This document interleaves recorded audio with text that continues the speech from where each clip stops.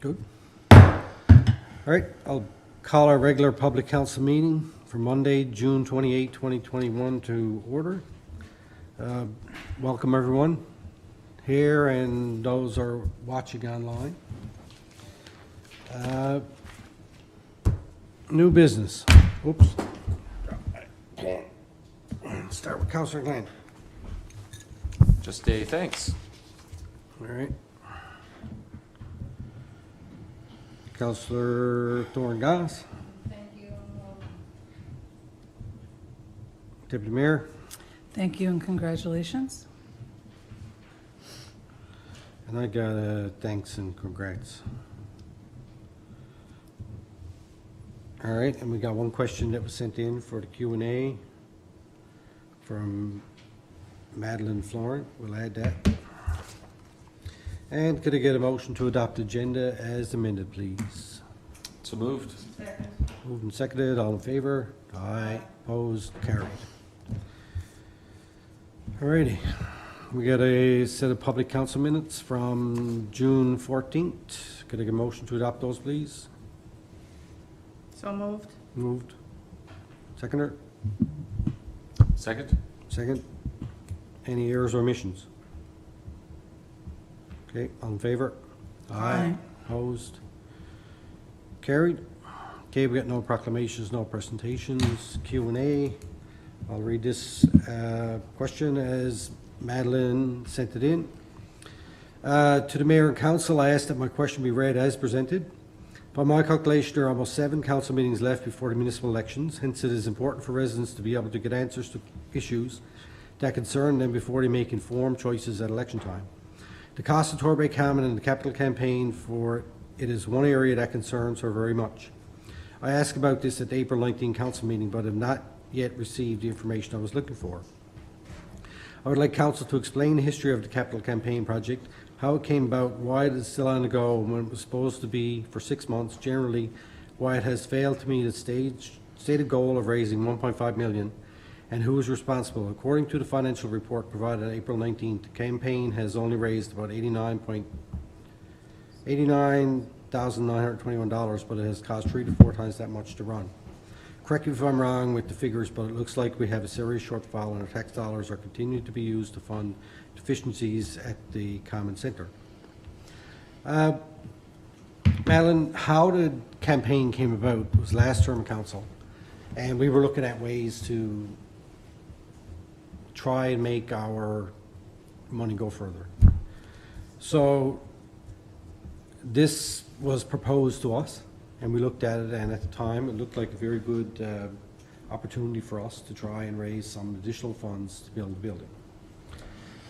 Over the course of that time, I guess since it started, we've had, I guess, a few setbacks in terms of things that were outside of council's control, certainly with the downturn in the economy and the pandemic, to just name a few. I know that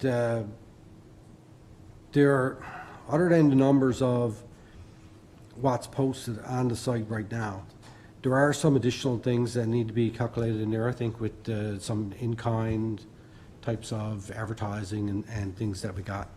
And I know that the CAO is meeting tomorrow with Pilot, who are the people that were running the campaign, to go over some outstanding things and get an update from there.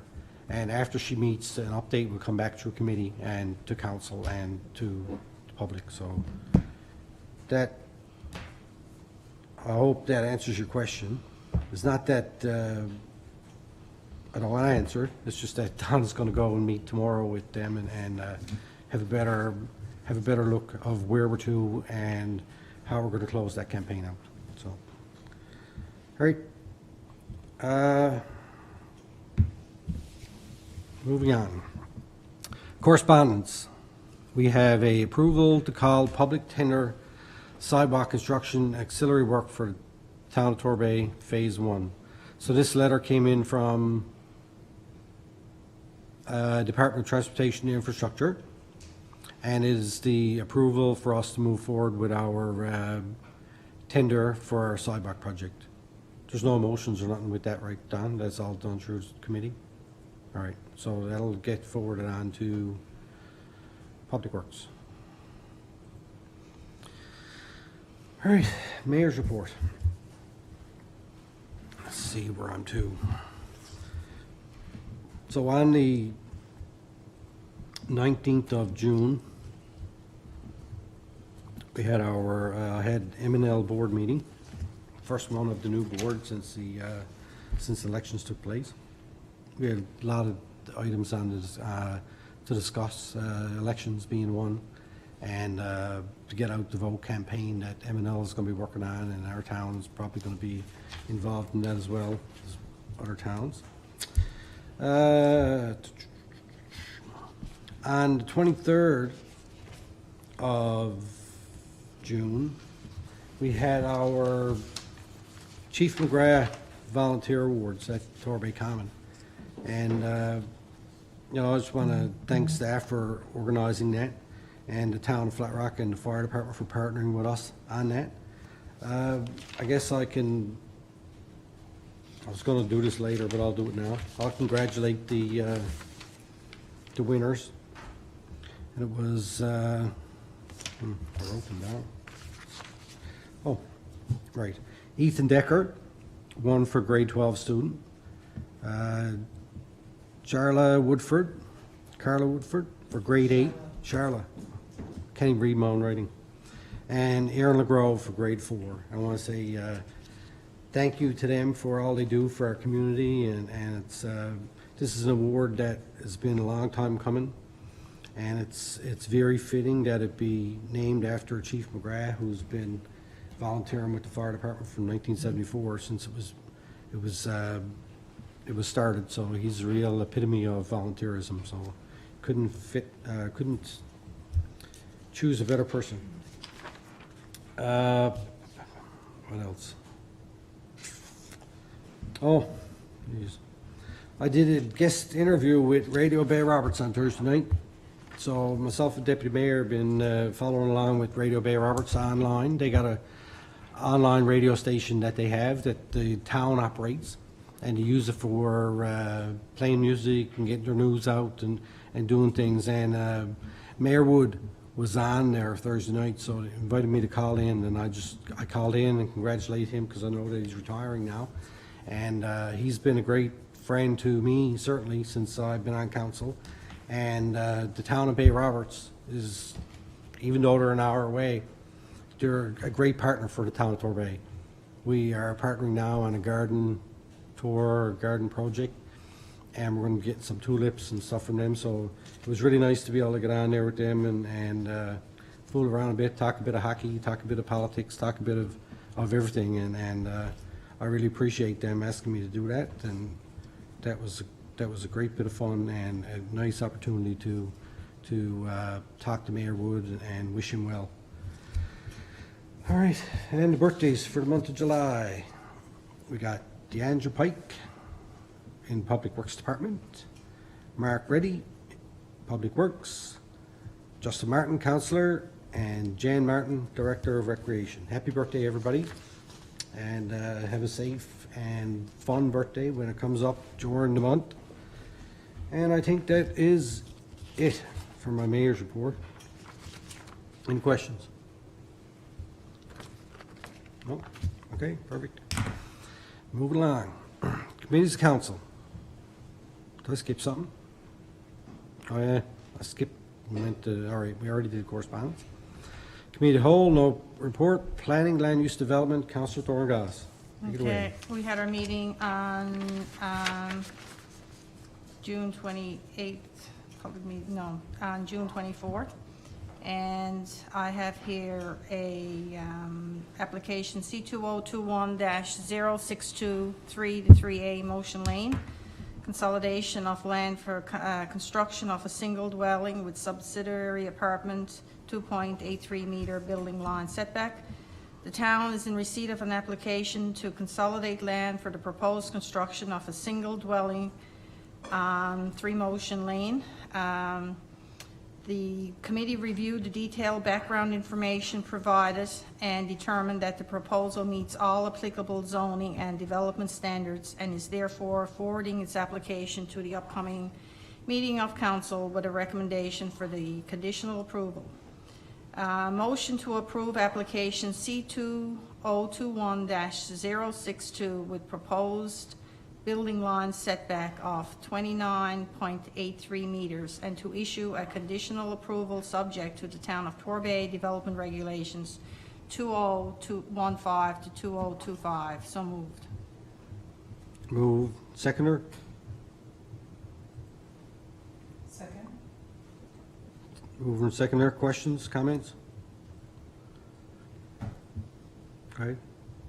Just, excuse me, Mr. Mayor. Just to make sure we're on the same, I'm looking at the same thing, so I was reading ahead a little bit.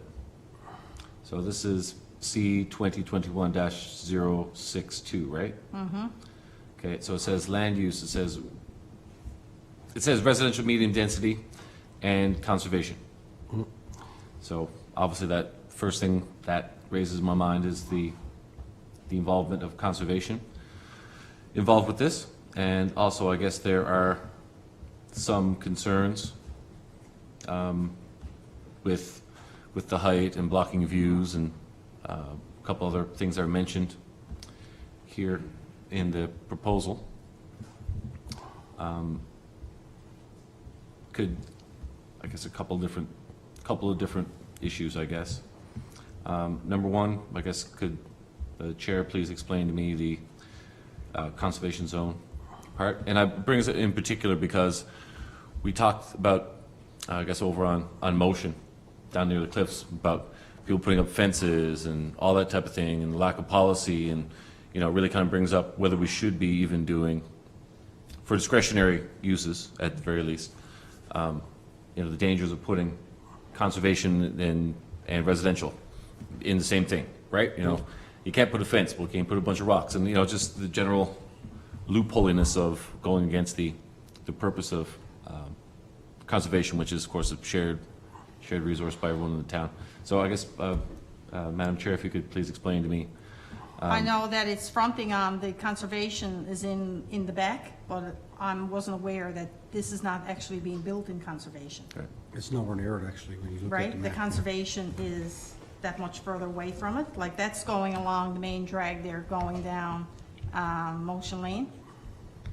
Right, yeah, I know, Yeah. I was puzzled by according to the map, which says this data is provided as is and without any warranty of any kind. I was wondering the accuracy of that, and I just wanted to double check about where the No. conservation zone ends and where it begins. This is not in conservation. So the application says it's both, so. Yeah, because the land mass itself, if you look at the red survey of the person's property, the conservation line crosses it, so that's why it mentions conservation. It's within the In the whole back. parcel of land, but nowhere near where the house is getting built. Right. So, It would be the same with all those houses along yeah. Motion Lane. All of them have residential and conservation because the conservation line runs the line behind. Yeah, so I can see here that blue line's conservation, so it's just saying the land goes back there. Question is, so this is up for discretionary use for No, us? it's not discretion. It's not discretion, so No. why are we voting on that then? Just because of the setback and Right. and See stuff the like that. garage But it's that not come- discretion. Comes out here on the diagram. That's the setback is back more Yeah, the distance, than normal. the 29.84 meters, right? Yeah, you're allowed to go up to 30. So it's 16 centimeters Well, it's, below what you're allowed to do. well, I mean, it's not that. I think that, Well, it is that. because, well, anybody can put their house back 30 meters. That's. the I know. regulation. What I'm just saying, this is not going beyond 30 meters, this is going 16 centimeters short of that. Right, Okay, Yeah. that's just a fact, right? yeah. You're right. So I guess, that's right, I'll see, and if I go over time, Mr. Mayor, please let me know. So why are we voting on this then, if it's not discretionary? Because the setback and where it's actually located, and it's in an area that we felt, I guess, that the staff felt that it should come to committee, Right. to council to vote on. And it should, because of the very close. Close. 16 centimeters within Yeah. the variance and the height. And it's wrapped around on the back. And the windows. wrapped It's around a- thing, so that actually goes in behind the house, right? Yeah, So would that not be considered like a backlot type development? well, that was exactly my question that I had to our director at our meeting. Yeah. And apparently where it's located to, it's within our regulations. Okay, well, And because of where that garage If- is located to. if you ask me what the definition of backlot development is, it would be a big, long driveway that goes around someone's house and you build a house in behind it, right? I had the So- same concerns, so- It has Councillor frontage Grant, on, that you it has just frontage brought up. on Motion Lane, so that's why. Is that frontage the minimum amount of frontage? Yep. Anyway, I'm concerned about it. Again, I don't I like. was too. And that's the reason Until it we came to discussed it council. at the meeting. Okay, right. It says here that the applicant is requesting a reduction to the minimum required rear yard depth from 9 That's meters. not this one. That's not this one. Okay, is It's that the not? first one. Okay, then I'm on the wrong one. That's where I was struggling with. That's on What North Pond Road, the next one conversation? you're looking at. Okay. Why am I? This is skipping. All right, sorry, I apologize. Must have been reading the wrong one then. The other question I have is, if we approve this for North Pond Road, is this an This is additional? not North Pond Road. I'm This is sorry, Motion it's Lane. on 3 Motion How Lane. am I on? Go back to the first one. All my nerves. Sorry, boys. This thing is jumping. I apologize to you. On page 41. All right, my bad. Okay, I apologize. I'm on the wrong file. Good evening for me starting out, isn't it? Oh, jeez, sorry. All right, never mind. I will, I'll wait. I'm reading the wrong one. Okay. All God right. help me. All right, call the question. What? I'd like some extra time for Deputy Mayor to get a chance to get Yeah, a ducks in a row. I've read these. I don't know how I ended up on the wrong one. I'm sorry.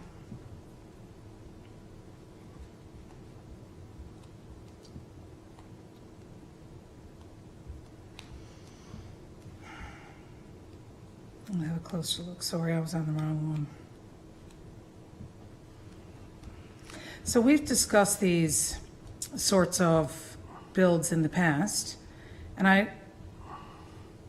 I'm just curious, what is exempting here from the last discussion that we had around that backlot development policy? Because we have we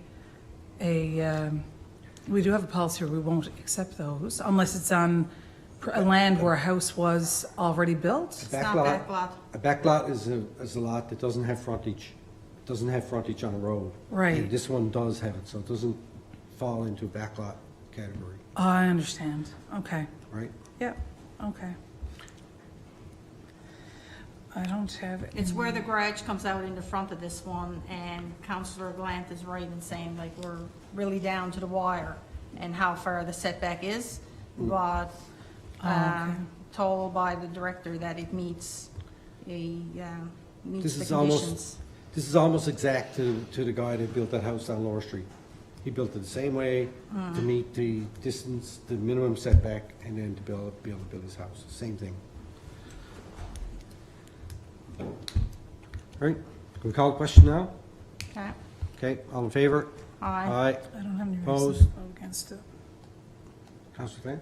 I'm sorry, but Oh, yeah, no, I said I don't have any reason to vote against it if it meets regulations. yeah, I'll vote against it. Okay, all right. Did you get that, Kim? All right, thank you. Okay. All right, Okay, the Sure. next one is C 2021-061, 59 North Pond Road, infill lots, substandard rear yard setback. The recommendation is committee reviewed the proposal to reduce the rear yard development standard for the property at 59 North Pond Road to 7 meters. has no objection to the proposals as it will be a better fit for the neighborhood and is recommending conditional approval subject to no further variances being granted for this property. Motion to conditionally approve application C2021-061 in accordance with condition 16 of the RMD Land Use Zone Table and the Torbay Development Regulations 2015-2025, and to issue a conditional approval subject to no further variances being able to be considered for the subject property. So moved. Second. Mover and seconder, questions? And we had a lengthy discussion about this as well, and according to the director, by moving this property back, it aligns itself in line with the other homes that are in that particular area.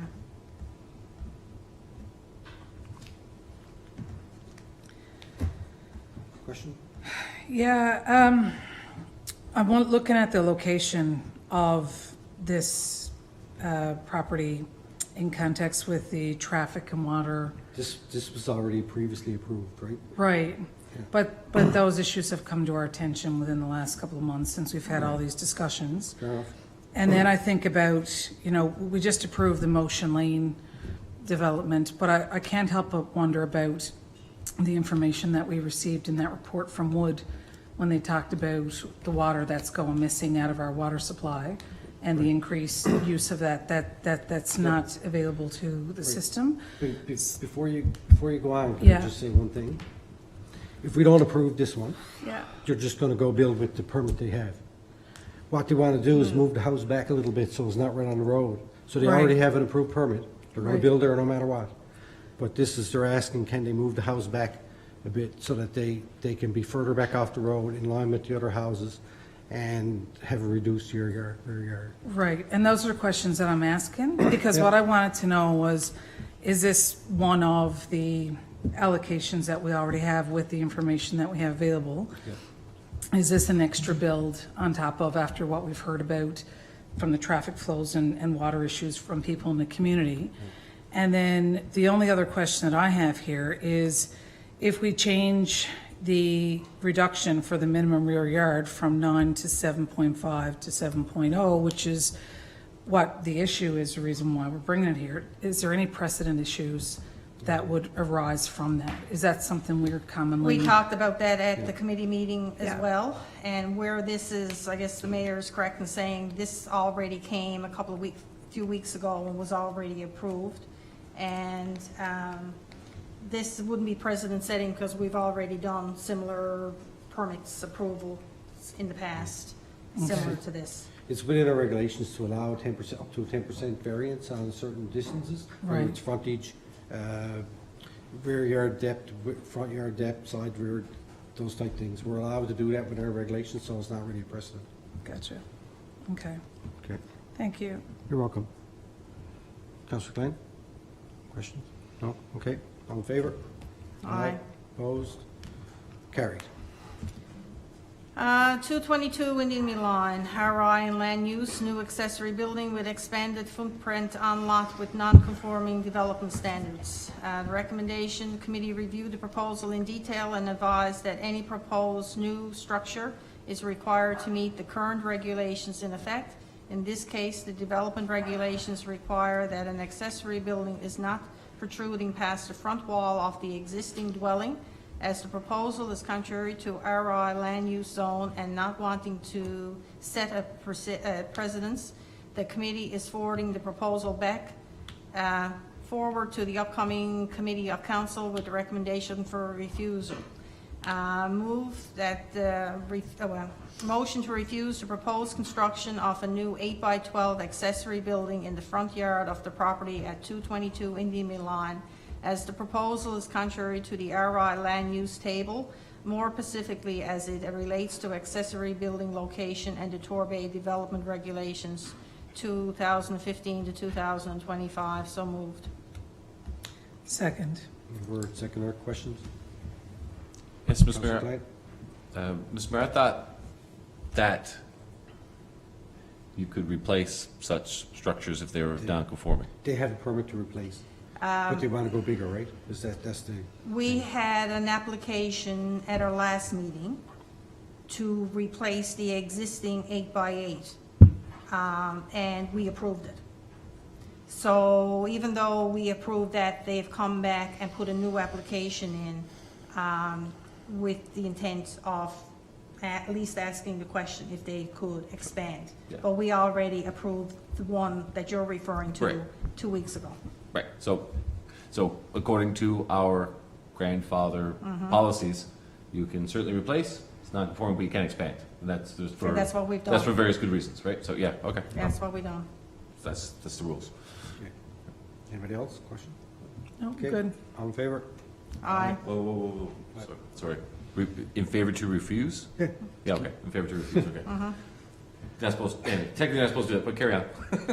Well, the motion is to refuse. Yeah. No, sorry, carry on. Okay, all in favor? All in favor of refusal? Motion Yes. to refuse, that's Okay. what the motion is. Yeah, okay. Opposed? Thank you. Anyone not want to not do this? Town of Portugal Cove, St. Philip's referral proposed regional plan amendment, MPA 11 and DRA 16, 2020, Old Broad Cove Road East Development Scheme area. The committee reviewed the proposed amendment documents and noted that while there appear to be minor changes to the proposed amendment documents, they do not result in any changes for the town of Torbay. Motion to advise the town of Portugal Cove, St. Philip's in writing that the town of Torbay continues to have no concerns or objections to the proposed Old Broad Cove Road East Regional Plan Amendment, MPA 11 DR 16, 2020. So moved. Second. Mover and seconder.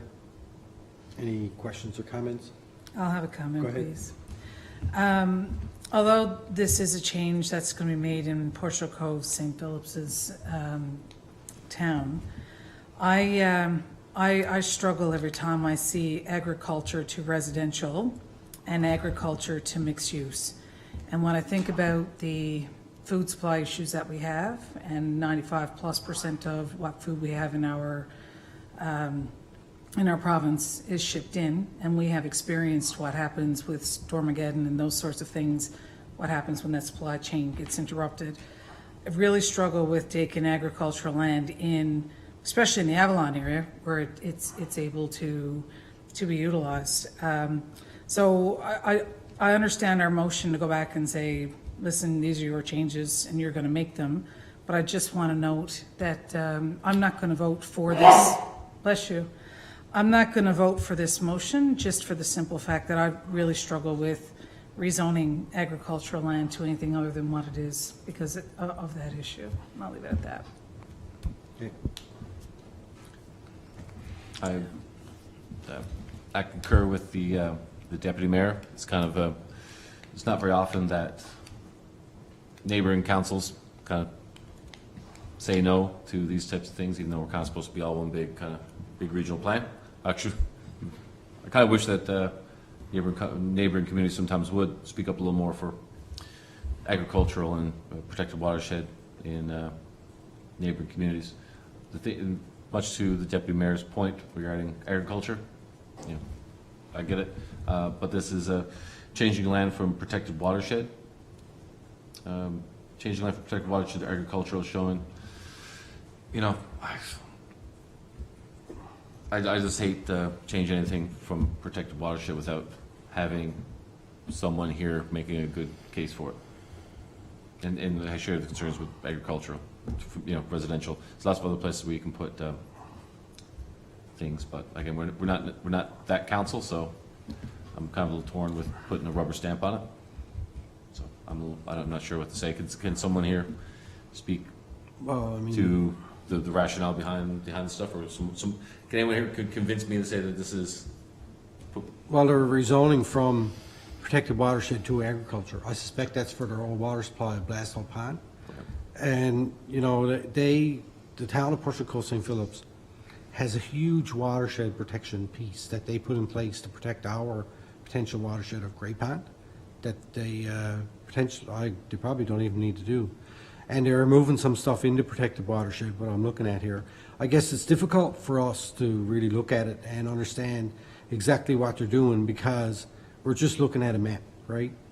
I'm sure that your town looked at that, your environment committee, everyone looked at it before they went forward with their amendment. For me, you know, I always go back to, you know, it's within the boundaries of their town, within their planning area, and you know, it's a referral to us. I don't know that we have any real ability to prevent them from doing anything. My own personal opinion is that it's their town. If they can kind of do what they want within their planning area. I would hope that we wouldn't have towns coming objecting to our changes when we do our town plans and stuff if we've done our due diligence. So anyway, personally, I don't have an issue with it. I think this is an amendment to something that we've already agreed to We already in the put past. comments on it. Right, so they made a slight change to it and had to put it back through the process, is my understanding. And we've already passed on our comments from our town with regards to the watershed protection and agriculture as you spoke about, so. Anyway, to me, I don't have an issue with them doing this. We talked about this at committee, and we didn't Yeah. even know if we would really need a motion, but I felt that having a motion come forward to bring it to everyone's attention was better than just letting it go through without any comment or what have you on it. So, again, when we talked about it, really, it's their town, so it's not that we would even have the capacity to be able to do anything. But if we're to gonna, change it. to your point though, if this motion fails, we have to have something to send, we have to send them back some type of a letter with the concerns highlighted from the town. What are the right? concerns and the That's it. objections? Yeah, right, so, Don't do the, the permission to So- speak a second time?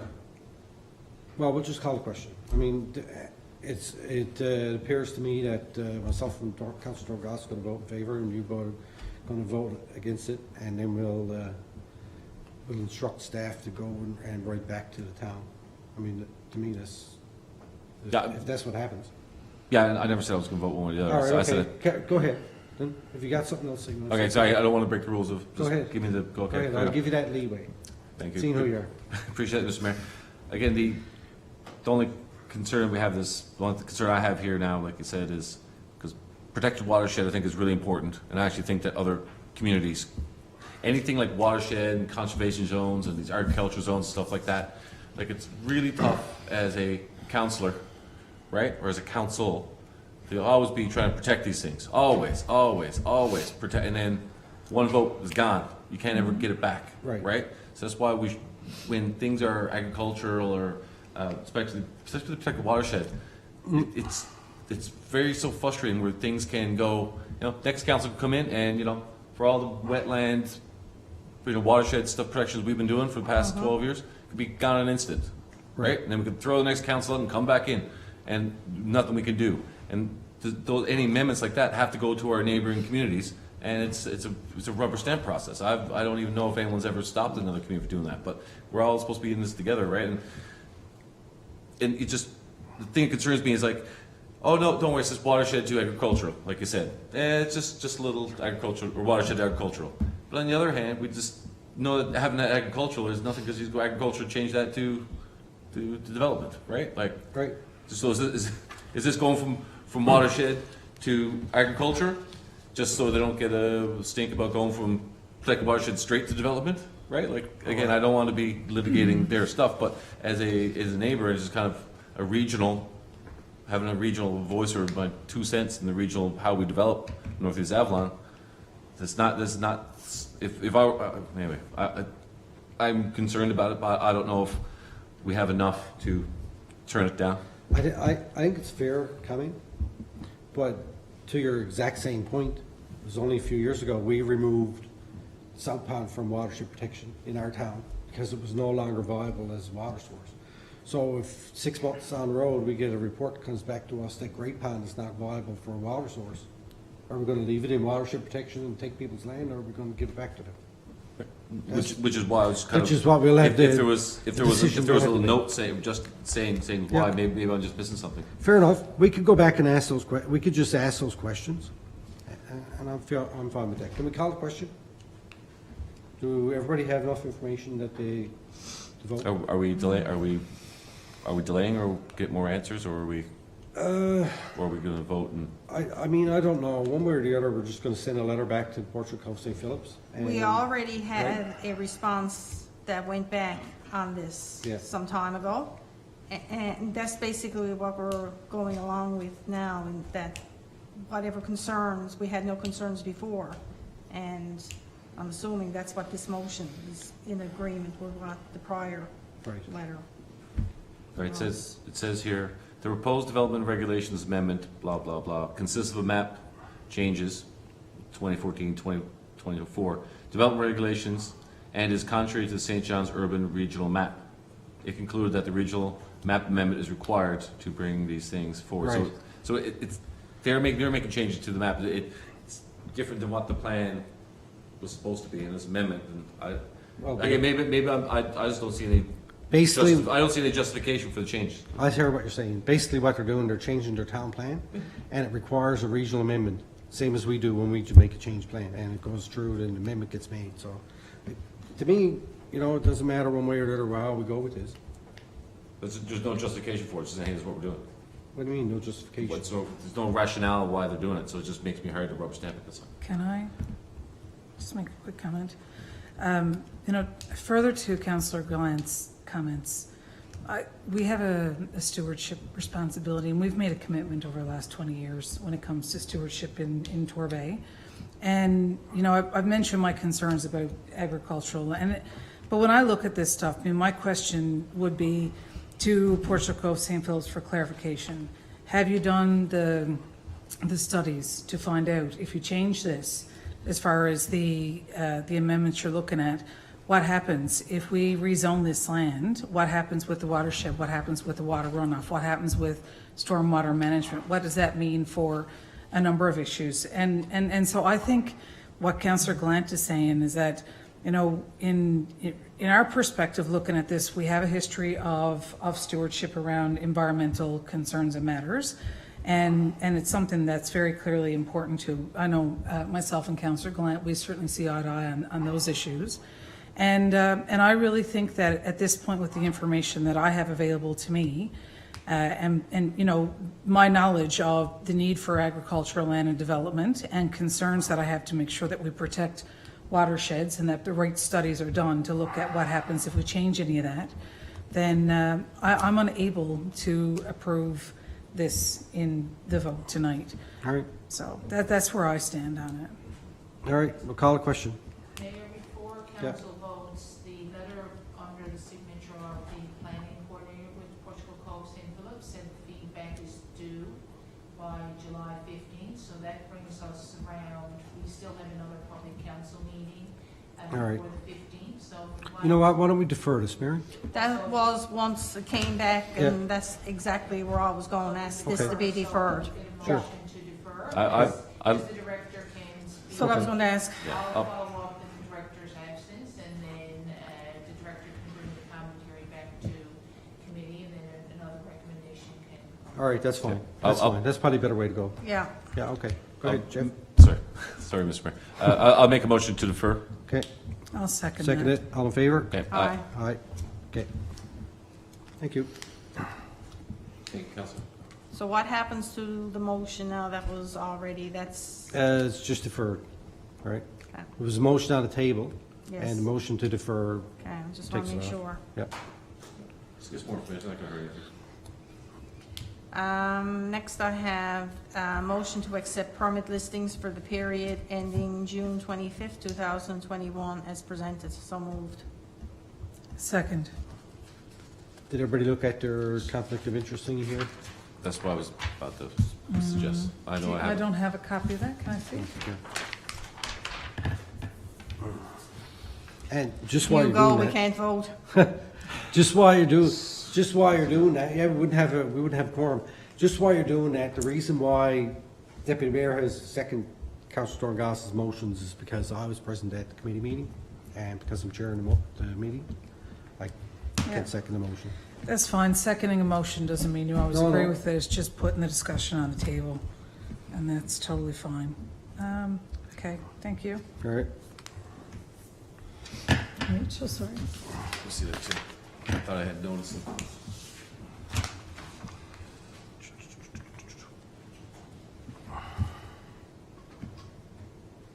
So we've already approved 20. those are the approved ones, right? So these are approved. Yeah. They're already approved, we're not voting on them, we're accepting the listing, Oh, acceptance, okay. okay? No comment. All right, all in favor? Aye. Aye. Opposed, carried, thank you.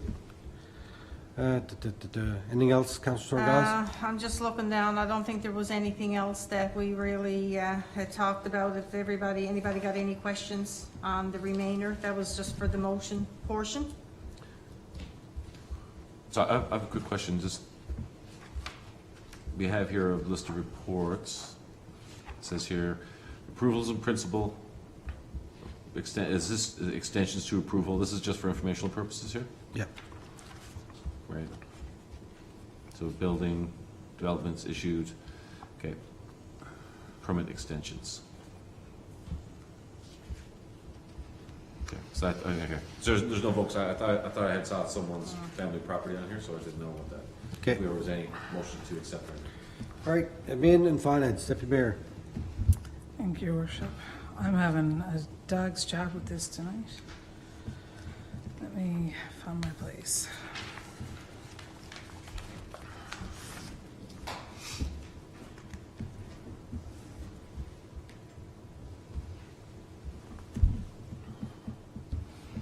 All right. The Administration and Finance Report for June 28th, 2021.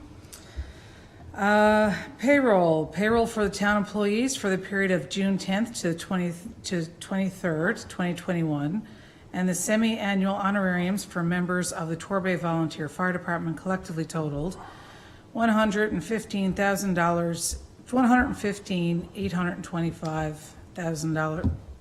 My God, I can't speak either. $115,825.46. So moved. Second. Any seconded questions?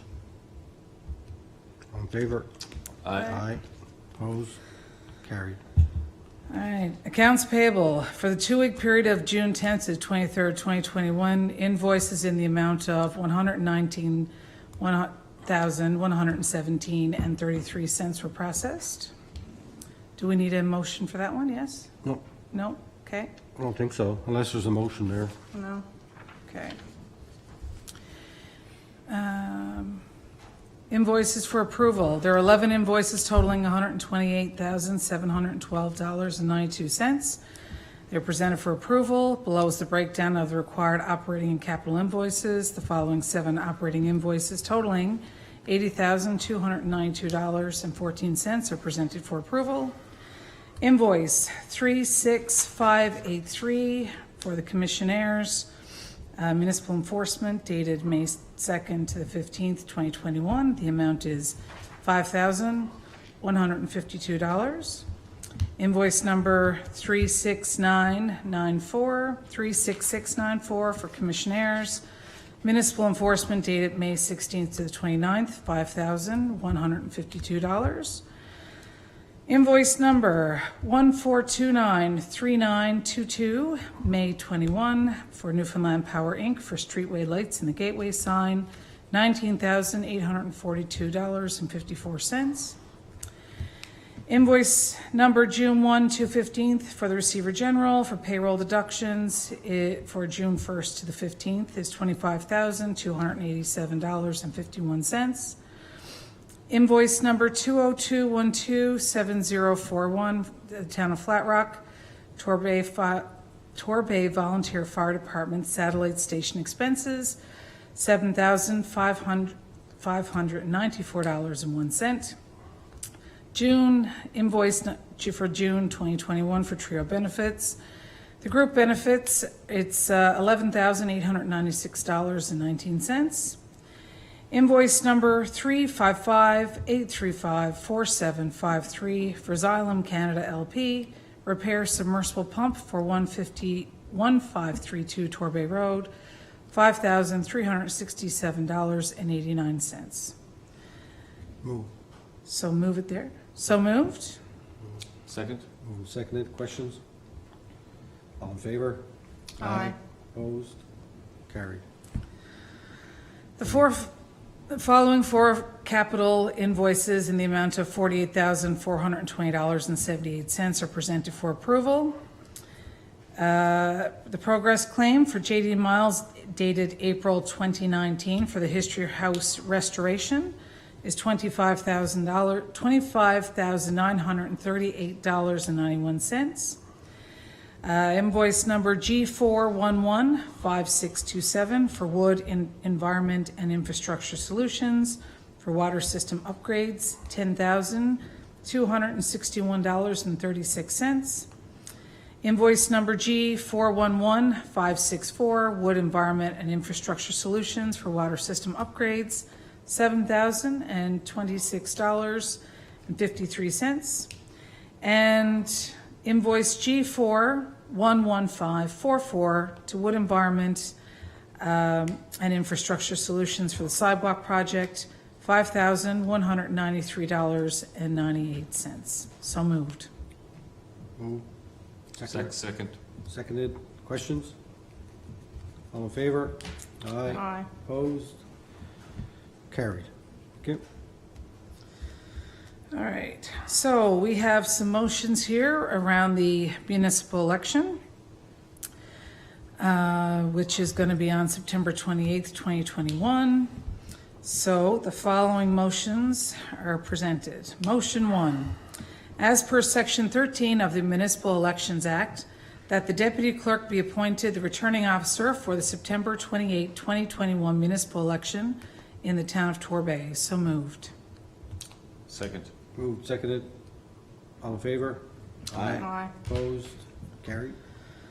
Motion 2, as per Section 13 of the Municipal Elections Act, and in the event that the deputy clerk is unable to perform her duties on election day, that the accounts receivable / procurement administrator be appointed the alternate returning officer, for the September 28, 2021 municipal election in the town of Torbay. So moved.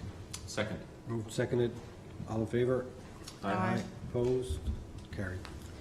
Motion 3, as per Section 14 of the Municipal Elections Act, that August 31st, 2021, from 8 a.m. to 8 p.m. be designated as nomination day for the September 28, 2021 municipal election in the town of Torbay. So moved.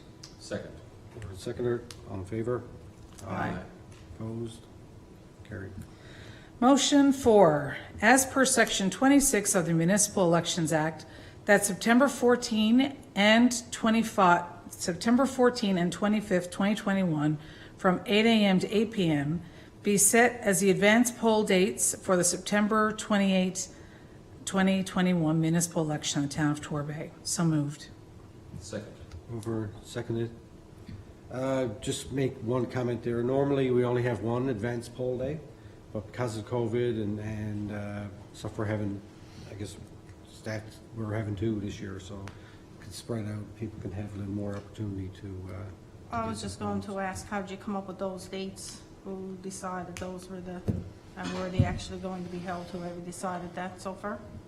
Don would speak to that. So the provincial government has outlined time periods in legislation on when the different activities for the municipal election have to occur.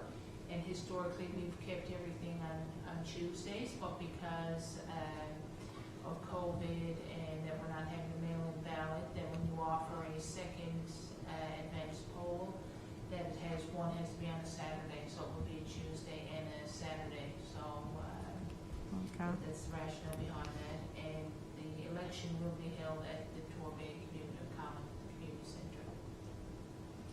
Okay. Okay. All right. I'm just wondering about the 14th. That's 2 weeks after the last date to be nominated. So that gives 2 weeks for people to communicate, reach out, communicate with potential voters. It might be a short time frame on the 14th. would we want to consider, That's the advanced poll, though. That's not polling day, right? Polling day Right. is the 28th.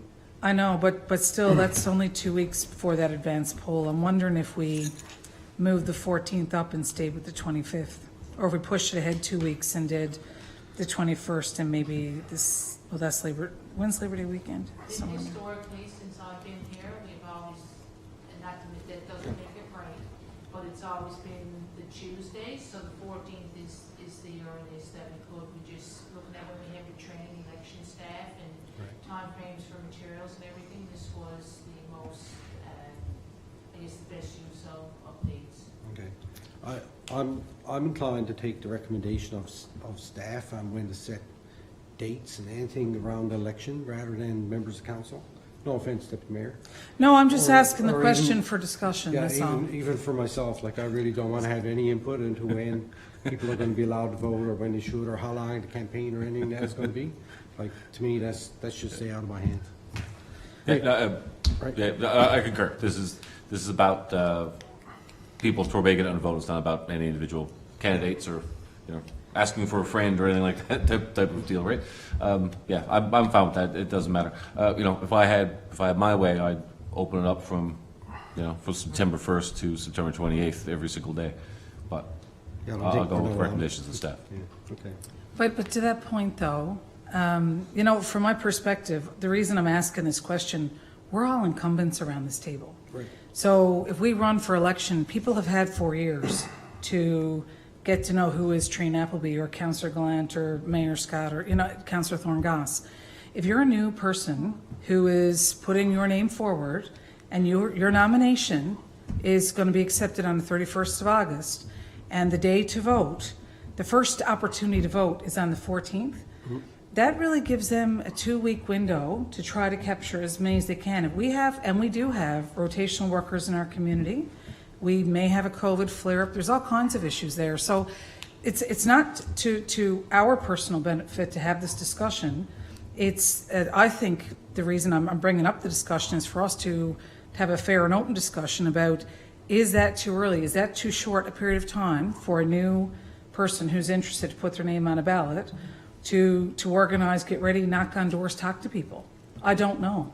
Well, And what I'm asking is, does it make sense to give an extra week or some extra time? There is the 21st there before the 28th to see if, the extra week would be beneficial to allow candidates to speak to residents, because it's going to be really important, and it's really important to me that residents know who the candidates are. They get to ask them the questions. What are your priorities on different things that council does? So that's the reason why I bring up the discussion and ask the questions. That's all. fair. It's fair. It's a fair Yeah. question, but I still stand by my argument that council shouldn't be deciding when polls are going to be and that. Yeah, and I hear you. Councillor Thorne-Goss, did you have any comments? Oh, I know where you're coming from with it all, Yeah, and just wanna put I that guess there. as you started in this, I had assumed, seeing that you're bringing it forward, that would have been discussed at the HR committee, or a committee before it came this far, would have been discussed with somebody. So I'm fine, I guess, if it's something that majority of you feel that as councillors we should stay away from. But I mean, it's a disadvantage to any new people that are coming on, but I guess if they're interested in running, they know this I have a- information. I have a So question. I'm leaving as it is. Don, is the first advanced poll, is that the same time frame as the last election? And the election before. And the election. before Okay. that. Right? That's The it. other piece. It's always been the same. As well Okay. too, that we're gonna look at doing this year, I've had discussions with the deputy clerk and with the accounts receivable procurement administrator, is that we're gonna look at potentially holding information sessions for new candidates to contact what's involved. So obviously we would start communicating out the dates and times as well too. So Okay. we're trying to do some different things with this election too, like the 2 advanced polls and information sessions. So, because no matter if it's a candidate running for the election or if it's staff that are, administering the election, it's all happens within a very tight time frame.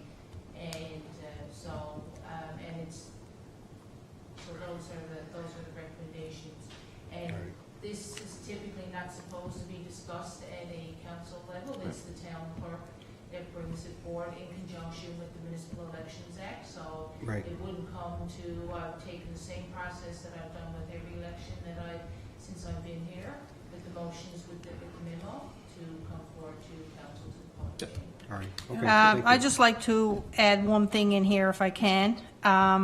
And that's, I guess, we're probably going to get residents ask the question, thinking that we're looking at this, where I guess some of our colleagues, neighboring towns or what have you, are having mail-in ballots. And I guess in the essence of time, my understanding is that we weren't in a position to get prepared for mail-in ballots. So I think that it's important for the public to know that when we're talking here about the advanced poll dates, that we will not be having mail-in ballots. So we need to spread that word out there. Yeah, the training that myself and the accounts receivable and procurement administrator were at, there was actually only one municipality in the room that was having mail-in ballots, and that was Portugal Cove, St. Philip's. Just looking at the time frames, and its unique circumstances this year, it was just not, the deadlines were impossible to achieve. Okay, all right, thank you. Good point, Mary. All right, all in favor? Aye. Opposed? Carried. All right, so the next part of the committee update is there was a meeting on June 24th. Myself and Councillor Pollard and CAO Don Chaplin participated, sorry. We discussed the committee schedule. We discussed human resource matters. We discussed loans for capital projects. We talked about the multi-year capital works program, gas tax agreements, the Jackburn Regional Sports and Entertainment Center. There's a motion here. The motion is that the town of Torbay issue a check in the amount of $36,334 to the Jackburn Regional Sports and Entertainment Center to offset the 2020 operating deficit. This equates to 57% of the total cost based on the town of Torbay's proportional share as outlined in their lease agreement. Before someone seconds that motion, I'm the chair of the Jackburn Committee. Is there any conflict of interest issue? I don't think so. I Or I'm mean, appointed as a council rep? no, I Okay. mean, that's why you're there, right? Yeah, absolutely. I just want to ask the question because the act does say if you're participating on a board, and I want to be 100% sure that there's no issue there to bring this forward. Okay, so moved. Seconder? Second. Mover and seconder, questions, comments? At the last meeting, I guess this came up, and it was basically, we said we'd bring it back to the next meeting. But I'm just curious now where the question was asked, and out of what GL is that funding, that $36,000 coming from? Where did you find the money to? So the conversation that was had at committee, I'll back up a little bit first. Just a quick. Yeah, point. go ahead. I'm sorry. I No, don't ask your mean- question and I'll No, answer. it's not a question. It's just I'm trying to follow along in my agenda. I don't know if I'm missing something. It's in the Admin and Finance Committee minutes. Yeah, There's it's no- on page 24. 113 There's of no motion here, though. 146. Yes, Yeah, there there Oh, is. sorry. Okay. Yeah, Same. Number Okay. five. Different font. Gotcha. I Sorry. know, we're spoiled now, Jeff. I know, eh? it's the night of the iPads and the page, on which page we're on, yeah. I had the same thing too in planning. That's all right, it happened to me earlier. Where this came from in the beginning, last year with the COVID closures and the inability of the arena to operate, which we were closed down, we were told close your doors, you're not allowed to function. There was a, we expected to have a shortfall of money, without question. The year prior to that, there was a shortfall of, and I don't remember the exact numbers off the top of my head, for the town's operations. Knowing that that was the case and expecting that there would be a shortfall, what we decided at the Jackburn table was to send a letter last fall to the towns saying, we are projecting with our financials a deficit, and this is what it's going to look like. The intention of that was to have a conversation about how do we go back and talk to the towns, because it's the first time that the Board of Directors at Jackburn has gone back and asked for money. Now, with that said, it's my understanding, and long before my time, that there was an allocation of somewhere in the arena of $400,000 that was there done, was it a HST rebate, I believe, that existed and that the board had to manage. So between the jigs and reels of it, that $400,000 amount that was there 10 years ago, there's resources there, maybe about 100,000 left in accessible cash, but that's what's there. So when we had the conversation at the board table, as per the lease agreement, we thought, you know what, it's time to go back to the towns and say, we've had a rough year, we're going to have a rough year, we may have a rough couple of years, because we never know, none of us do, when another COVID flare-up could potentially show up and we'd have to shut down. So that's the origins of where this letter came from. At the time, it was sent out based on our projections, saying, and it's stated in the letter because I'm the one who signed it, saying when this spring we have our audited financial statements, which we've seen in just a couple of the past packages for the Jackburn, that we would have confirmed numbers. So what is going to happen now, and what is drafted in my inbox, is a letter that's going out to all towns saying, we have the updated financial information, and we're going to be requesting this money of you. That was sent with the intention in the fall as a heads up as you're budgeting, this is what to expect. When Councillor Pollard and I looked at this, we knew that the town had resources if we needed to tap into that. We knew that the Jackburn had access to cash this year, and we were waiting to see what came out of it with the audited financial statements. So this motion comes from the letter of, hey, we're looking for these resources because we expect it. And knowing what I know now about COVID, and I know how hard the board has worked to come together and trying to find ways, the board and the staff have worked hard to find ways to try to address the impacts of COVID on the arena. This ask came from the question of the towns, the 4 towns who own it, can you proportionally, as per capita, provide the resources that we need to operate and not be cash strapped?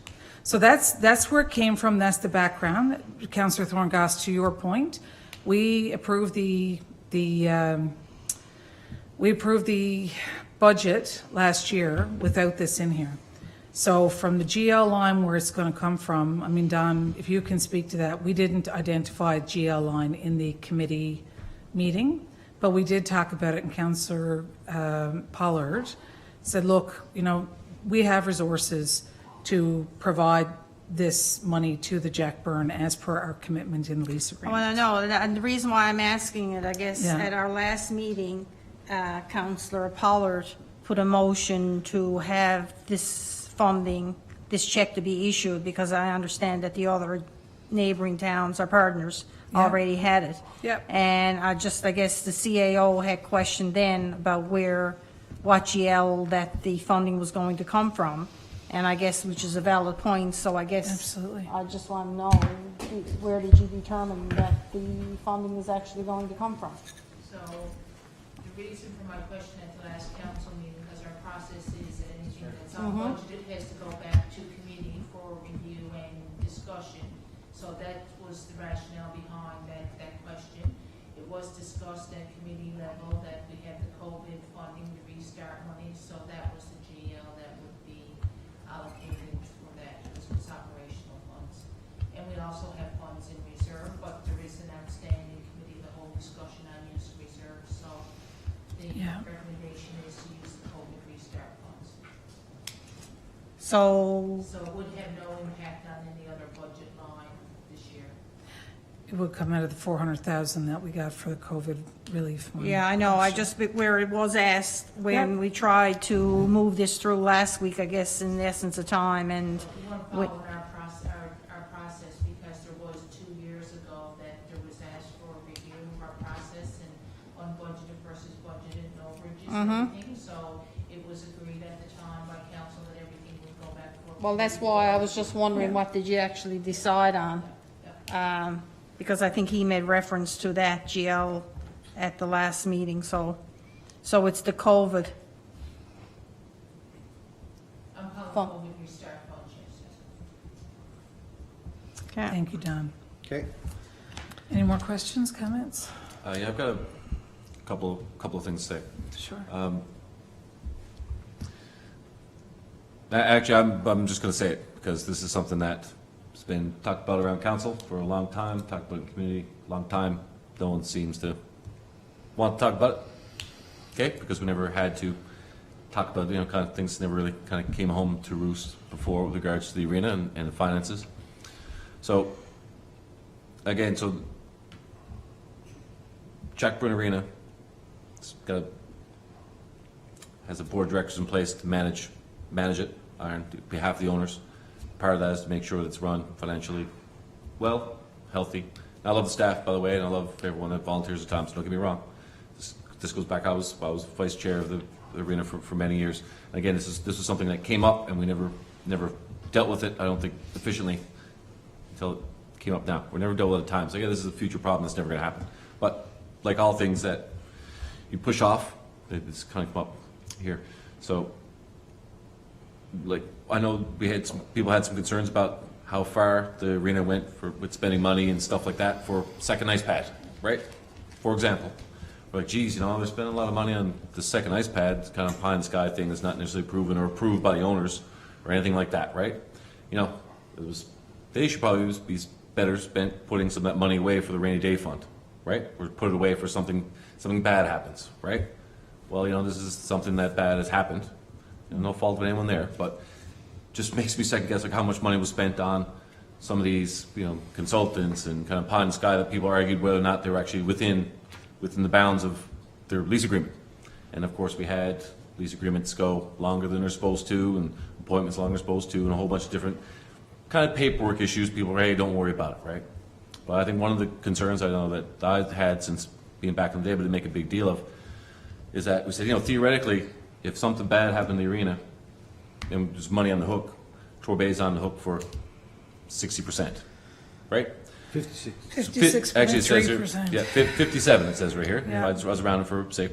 Well, we can be exact for one, so it's 57%. 56.3. 56.3. Well, we might want to update that then. It's $36,334. Well, as of Anyway, mine. sorry. Let's yeah. Don't Yeah. don't throw me off here now, guys. On Sorry. point one, right? I'm trying to make a valid point, which is very difficult and not something I want to talk about necessarily, right? But we got to talk about it now because we got taxpayers' money on the go here. So we got 56% of the cost of any overruns that we have, but we have 40% of the board of directors, right? So we have a minority on the board of how things get allocated and how money gets saved and how money gets spent there. And as Margie knows, arm's length, and people do generally a good job. But when the time comes where something happens, there's no fault of anyone's, not pointing any fingers, but when something happens, we got 56% of the cost and 40% of the save, how, of control, right? And so this is something that I'm not against paying the bill, but I think it would be remiss to not mention it at this point in time. Give it kind of like what I was saying, 10 years ago when I was vice chair. I said, well, it's probably never gonna happen. Don't rock the boat and be cooperative, be a good team. Yeah, fair enough. Now, I don't want to make that same mistake again. Whether we change it or not, or I don't know if it's even possible, but we have to have that conversation, and at least people to know that we're paying 56% of the costs, and we got 40% of the say. And especially in light of these lease agreements and stuff coming up, where we're going to look at these things.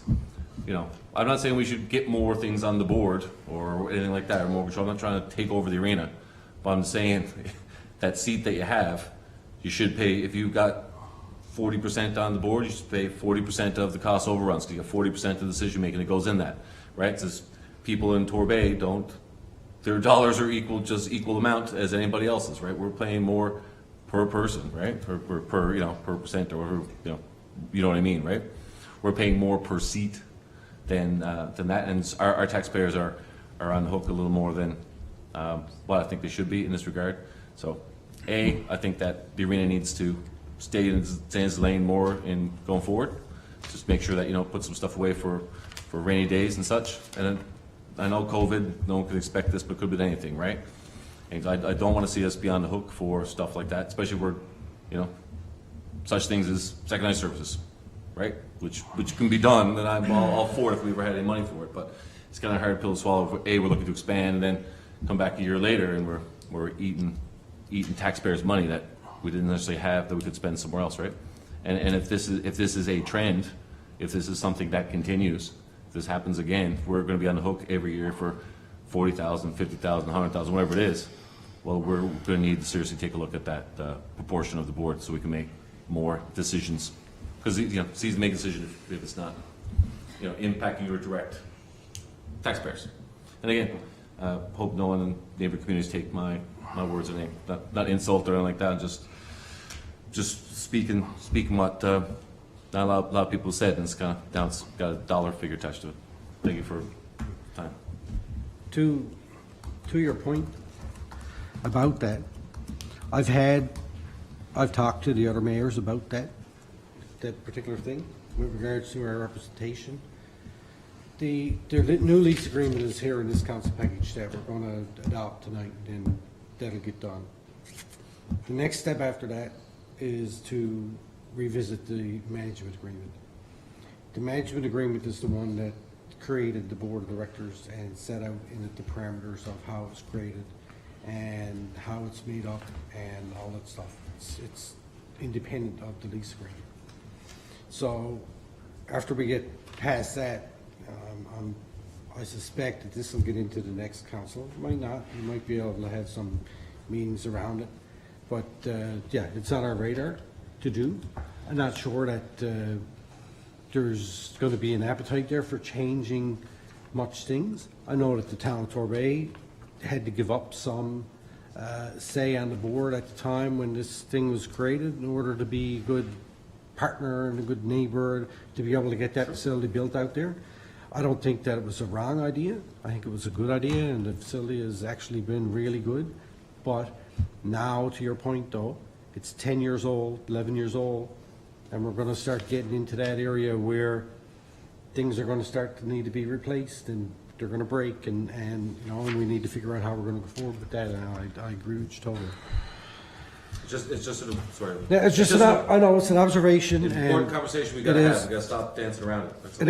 It is. There was, you know, I think that the agreement has worked very good so far, but there are discussions that we need to have around that management agreement and how we go forward, and I'm sure that everybody is eager to get around the table and do that. Like, these things need to be looked at from time to time, and, you know, it is what it is, but I get your point. Yep. So just a couple of points on that. Can we just vote? Judge, as the All right, go ahead. committee chair who's bringing it to the table. Go ahead. Just a couple of things. Councillor Glant, I agree with a lot of the concerns that you've raised about how the board was structured in the day to get the agreement in place. We have community reps who are they're making decisions with the best information that's in front of them, but they don't have the council lens when they're having those discussions. The breakout, as per the lease agreement, is per capita, and so even though it's a line share from our perspective of 56%, it's laid out to have the same per capita burden per community resident in the 4 towns.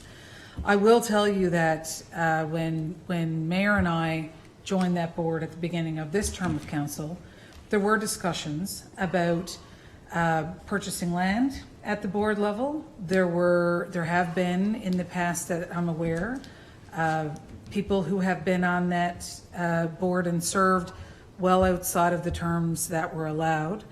The decisions that were made at the time, I can't speak to. I wasn't here. I don't know, and I'm like you, I'm not going to point fingers. What I am going to say though is that it can change, as we talked about earlier. You know, the councils change, the opinions change. It very much can be the same thing, and I think as owners we have that responsibility to make sure that we've tightened up that lease agreement and make sure that framework works for us. So around those concerns, in the lease agreement, it does say that during the last 6 months of each year of the term, the tenant shall develop a comprehensive annual operating budget for the following year to be approved, to be reviewed by the tenant and the landlord. So some of these things that you're talking about, the concerns about what those costs could be, what the town is going to be responsible to have to pay, what I've asked for in here is that we can say, hold on now, each year you put together your operating budget, what it's going to look like, and give it to us. And the town is going to give you the nod and say, okay, here we go. But there has to be some ability for us as owners to be able to say, hold on now, we're on the hook for 56% of the cost here. So what's that framework? I think around governance, I think around decision-making, making sure that members of that board understand their obligations and what's happening there. There's work to be done. So I'll leave it at that, but I think that we do need to respect our obligations there, and I do think we need to approve this motion, and I'll leave it at that. All right, okay. All in favor? Aye. Opposed? Carried. If I had known my one question was going to lead to a big discussion. You know what, it's a good discussion though. It's You should have no important. questions around the lease agreement now then. Yeah. So we discussed the capital campaign, and as Mayor said, CAO is going to meet with Pilot tomorrow, so we'll look for an update on that. And we touched on the ACOA, and the meeting adjourned at 11:55 a.m. If anyone has any, 11:55 a.m.? I got an observation on that. That's not right, because the meeting was called order at 12:05. That's a typo. 12:55. Yeah, sorry, there's a typo there. So that's the report. If anyone has any questions, I'm happy to take them. Yeah, You Councillor didn't think you were going to get away that easy, now, That's did all you? right. Ask away.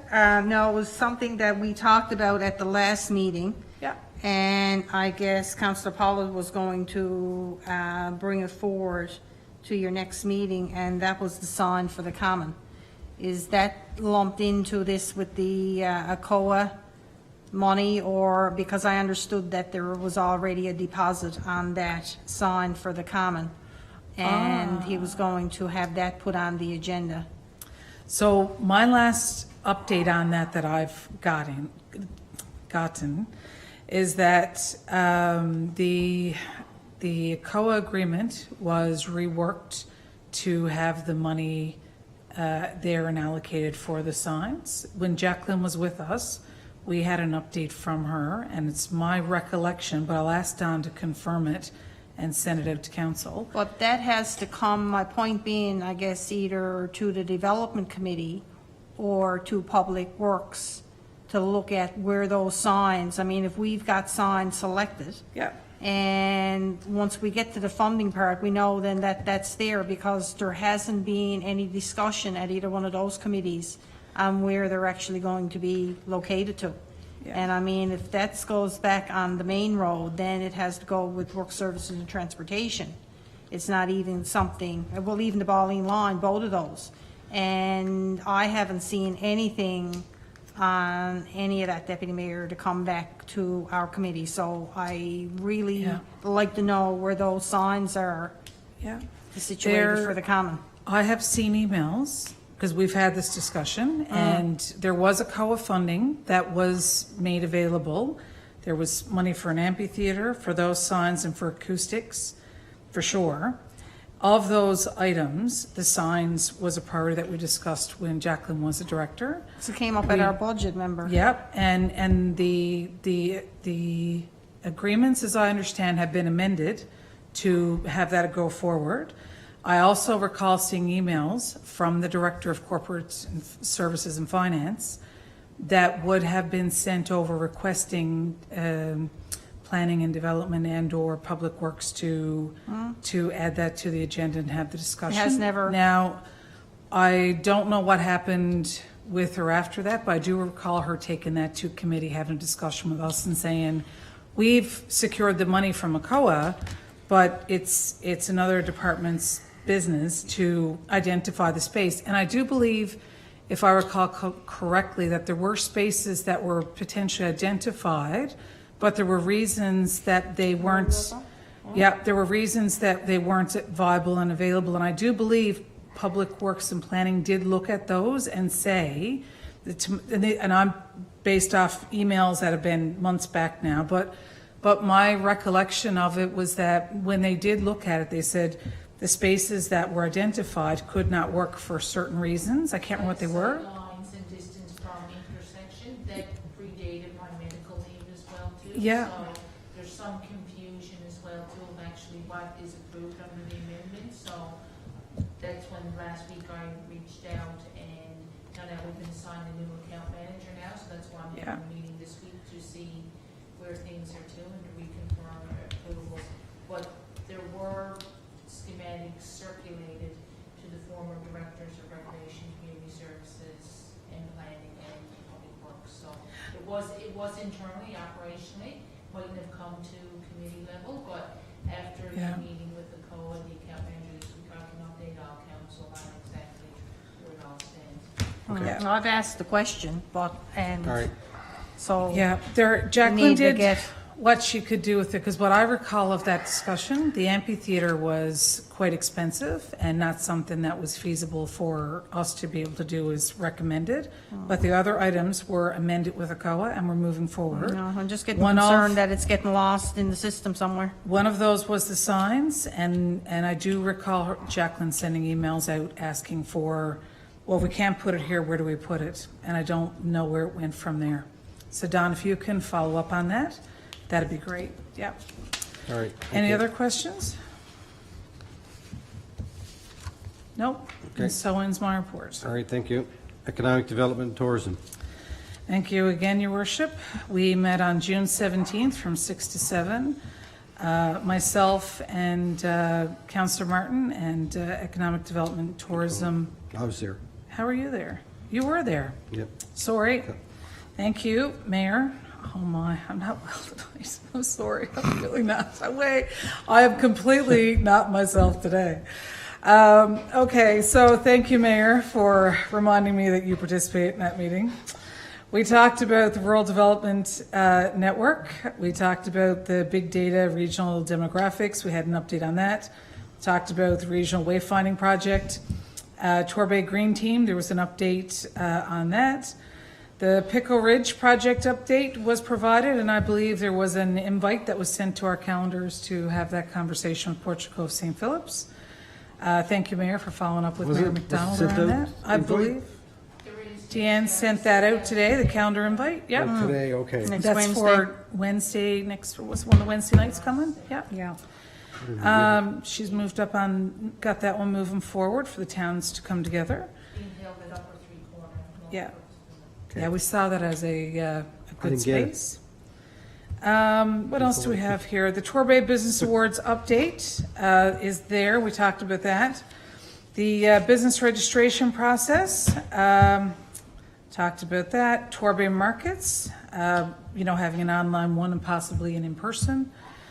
Welcome to New Businesses social media campaign. We talked about tourism, garden tourism, and the Tourism Week, and we talked about the partnership with Bay Roberts, as Mayor mentioned, and I'll do a little shout out to the boys too. They're dandy. There was nothing better than seeing Deputy Mayor of Bay Roberts with a Habs jersey on and a big smile on his face.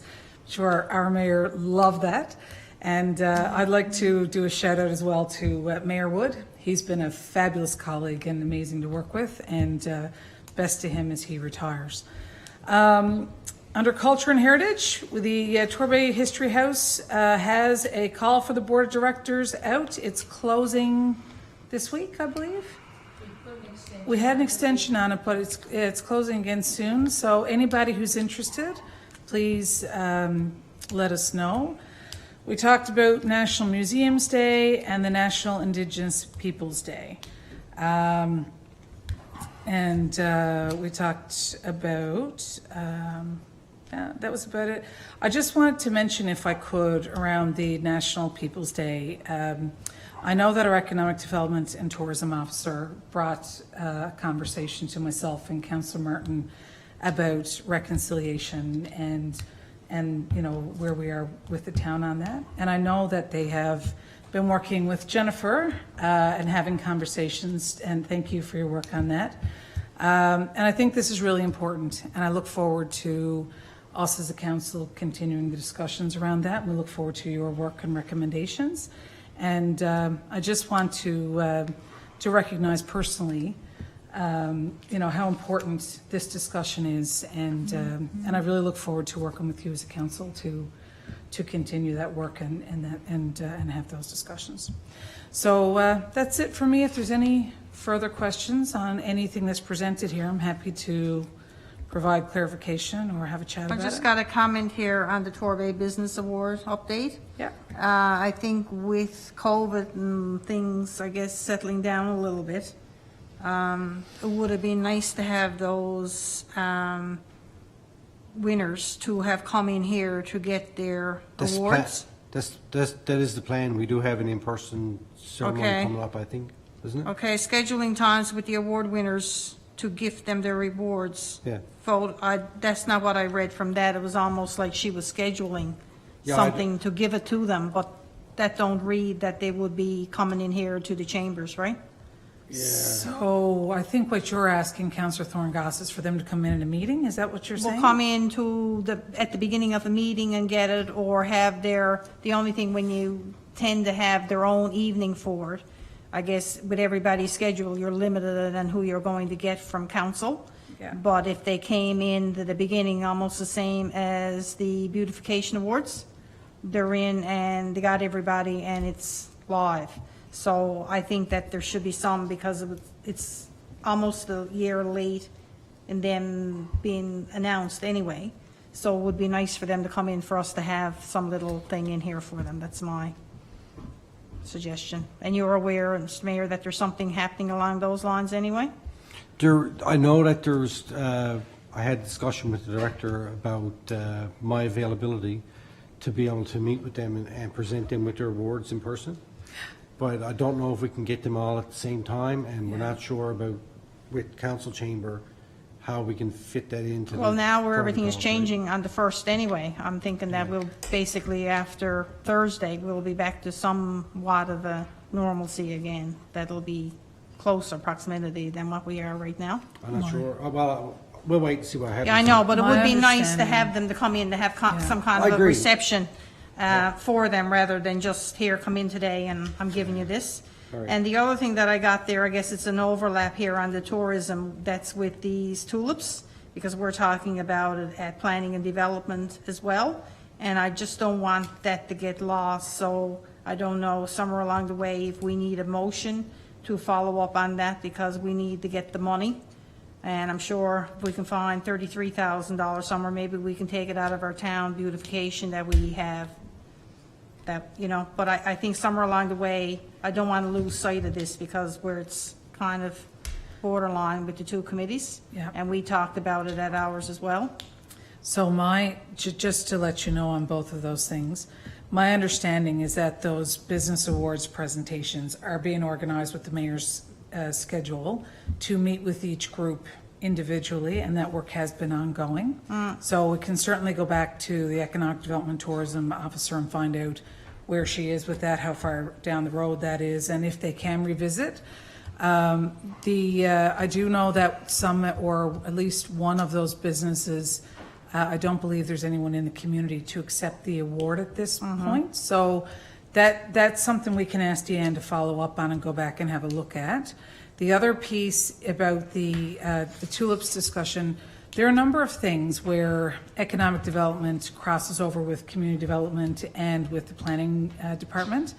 And I had a conversation today. I spoke to our economic development tourism officer. We were having a discussion about Canada Day, because I called her and said, look, you've been doing work around reconciliation with us. Can you give me an update on where we are with that? And she told me that she's been working with Jennifer since Jennifer's come in. They're doing great work on that, and thank you for that. And so I guess my point is that communication from economic development with the director for community services, the director for planning is happening, and I know that Deanne and Julia have scheduled meetings and having conversations ongoing about where are those overlaps and how do they work together. Because, and if we take the community center as an example, to attract businesses in, you need to know what is your water supply, what land you have Well, available, no, I when just you're wouldn't gonna want to have see it being lost, that's all. Absolutely. And so that's one of the things that I've asked her to do when she came into the role, was to set up those conversations and do that work. And my understanding is that has been ongoing and continuing, so. Both the Director of Planning and Development and the Economic Development and Tourism Officer actually went together to Bay Roberts to do the site tour Yeah. with Round Ladies. So there's, and even with the green team, it's crossing from Yeah. planning to economic development, tourism to recreation. So there is collaboration internally from an operational perspective across departments. Yeah, and I know Deanne has worked closely with Brian too in the History House and working on that. Yeah. I know all of that. My only thing, and I just want to emphasize the fact that when it comes down to action actually being taken to make it happen, because the conversations is wonderful, but unless something is decided, okay, you're going to do this, and this is the day you're going to do it by, and bring it back to actually put it all into play, that's where I get hung up by. Conversations are great, but just need somebody, that's all, and that's all I want to put it out there for. Nothing else other than make sure that it happens. All right, I'm sure it's going to happen. It says that the planting will commence in the fall in 15 locations, so perfect. Yeah, I'll pay the $500, Mary, don't worry. okay. For the two of Oh, us. that's how I feel about it, too.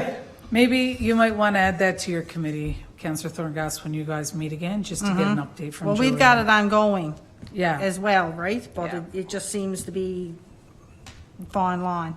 yeah. All right. All right, Any other questions? that's it. So ends my Thank report, you. Your Worship.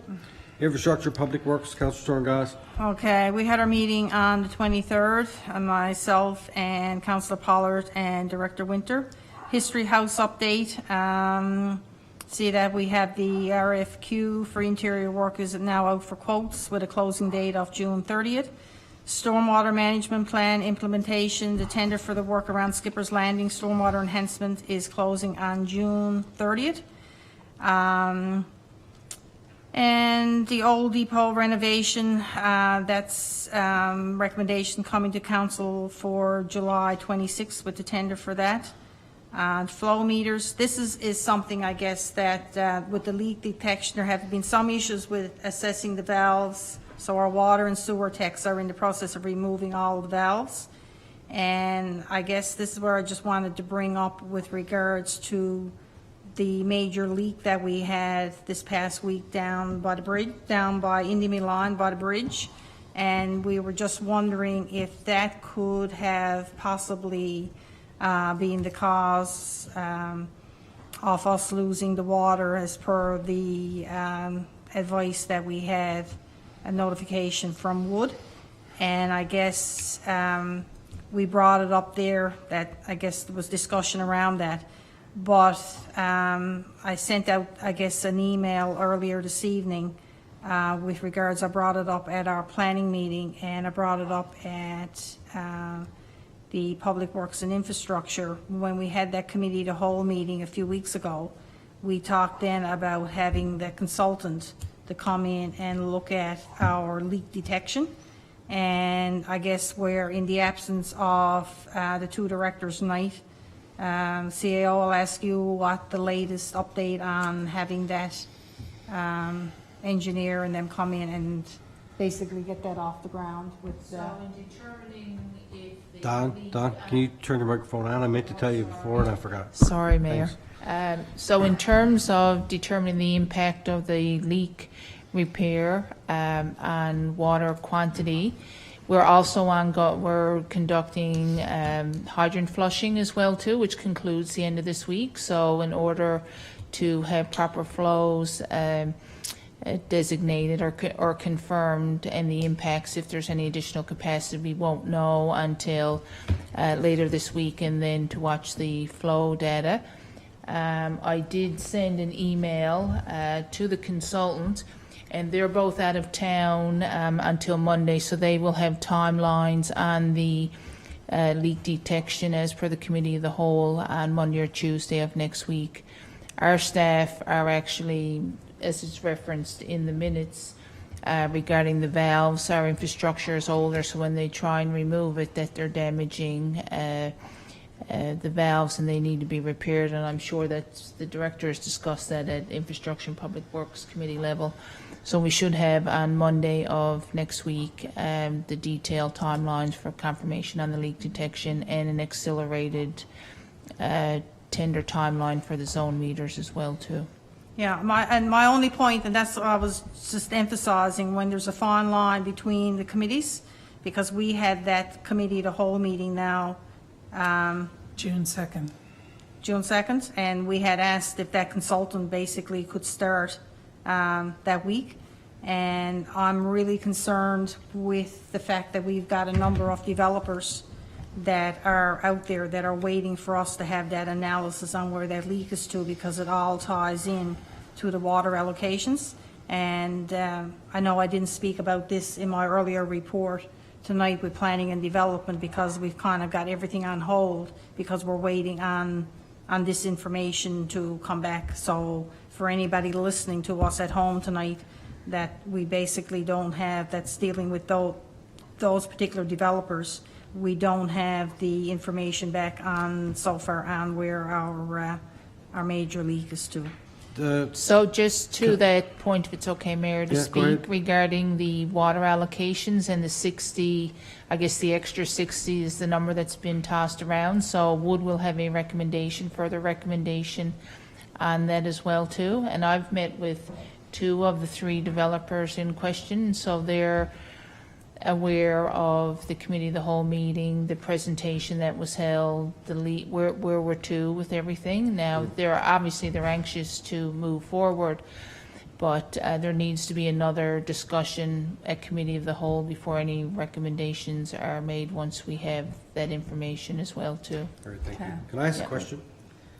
And, because I wasn't at that community hall meeting, I would have asked this question there. So, what came back is that overnight in certain areas, we're a 25% increase in water usage. Yep. That's not necessarily a leak, right? It potentially is a leak. But it's at nighttime, that's the, Right, 3 right. a.m. in the morning. So I guess there's investigation has to be done to find out where is that water being used Yeah. and why is it being Yes, used? correct. Is it actually a leak, or is somebody running that's hoses all like why that? that night we basically had asked Wood, where that representative was here, Yeah. how soon they could start that Okay. and get that started, because it's a little bit above and beyond probably what our staff are out and trying to do. Fair And it would take them a long time to do it, whereas they said they would probably get it done in 2 weeks. Okay, all right, that's good. And that's a big piece of this information. Like we said, 25%, we were That's only a lot. looking at, that would have been like 300 Yeah, additional homes on, when they only said to us that they could put 60 on. So we need to get that really straightened away without looking at anything else above True. the 60 allocation. So it's really, really critical information that we're looking at getting here. that's right, and I guess that goes to the importance of these zone meters that we're gonna get, right? Mm-hmm. So if we had those 5 or 6 zone meters in place right now, we'd know which zone where that Correct. extra water Yes. is coming. You could narrow it down quickly, and our employees could probably find it that way, you know, instead of having to go all over Mm-hmm. Yeah, town. but it's so- something that obviously went off from the time our last analysis to Okay. this recent one. All right, thank you. Anyway, with the salt stand storage building, PEC is working on the design build documents. We just saw the good information there with the sidewalk tender was issued on June 18th, yes. Do the happy dance? Little bit excited We'll be a about little that. bit better when we actually see the work starting.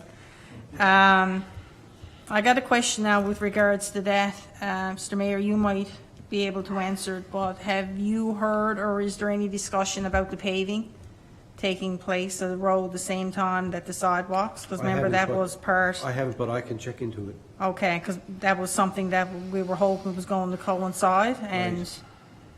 unless No, you I know what? say it now, I'd forget about it again. You know something, Mary? I was so focused on trying to get that sidewalk tender, I never even thought about the paving, so. We had that I could discussion. follow up with MHA on that. Yeah, Mary. okay, just as long as we don't again, lose sight of it. No. The traffic calming director know that speeding calming measures are in place in the Evenings Pad area, and the others would be in the next week or so. The roadwork project, the tender is ready to release, just waiting on final approval from MA, and the rest of it is just ongoing projects. If anybody has got any questions or anything that they would like to add, I'm just going to add one thing in there that I think is worth mentioning, and that is that we had an email from somebody, and I think the mayor passed it on, with a request for accessible access to Whiteaways Pond, and Grand Concourse is looking at that, and that's on the director's radar, and asked to get that sign relocated from, if it's going to be from the Kinsman Center, to get that sign put up over there by the depot, because I think we're really falling behind on the sign issue. Anything else that's in there, because it's pretty much been the same information that we have for the last few weeks. There's nothing really new there. I have a few if I can. Right. So number one, I'm tickled pink to see the progress that's being made in Public Works. Thank you very much. Super excited to see that the stormwater management plan is moving forward, the History House, all of the good work that we've been doing. The sidewalk discussion, as I recall, we did have that conversation about the paving and then putting the sidewalk in.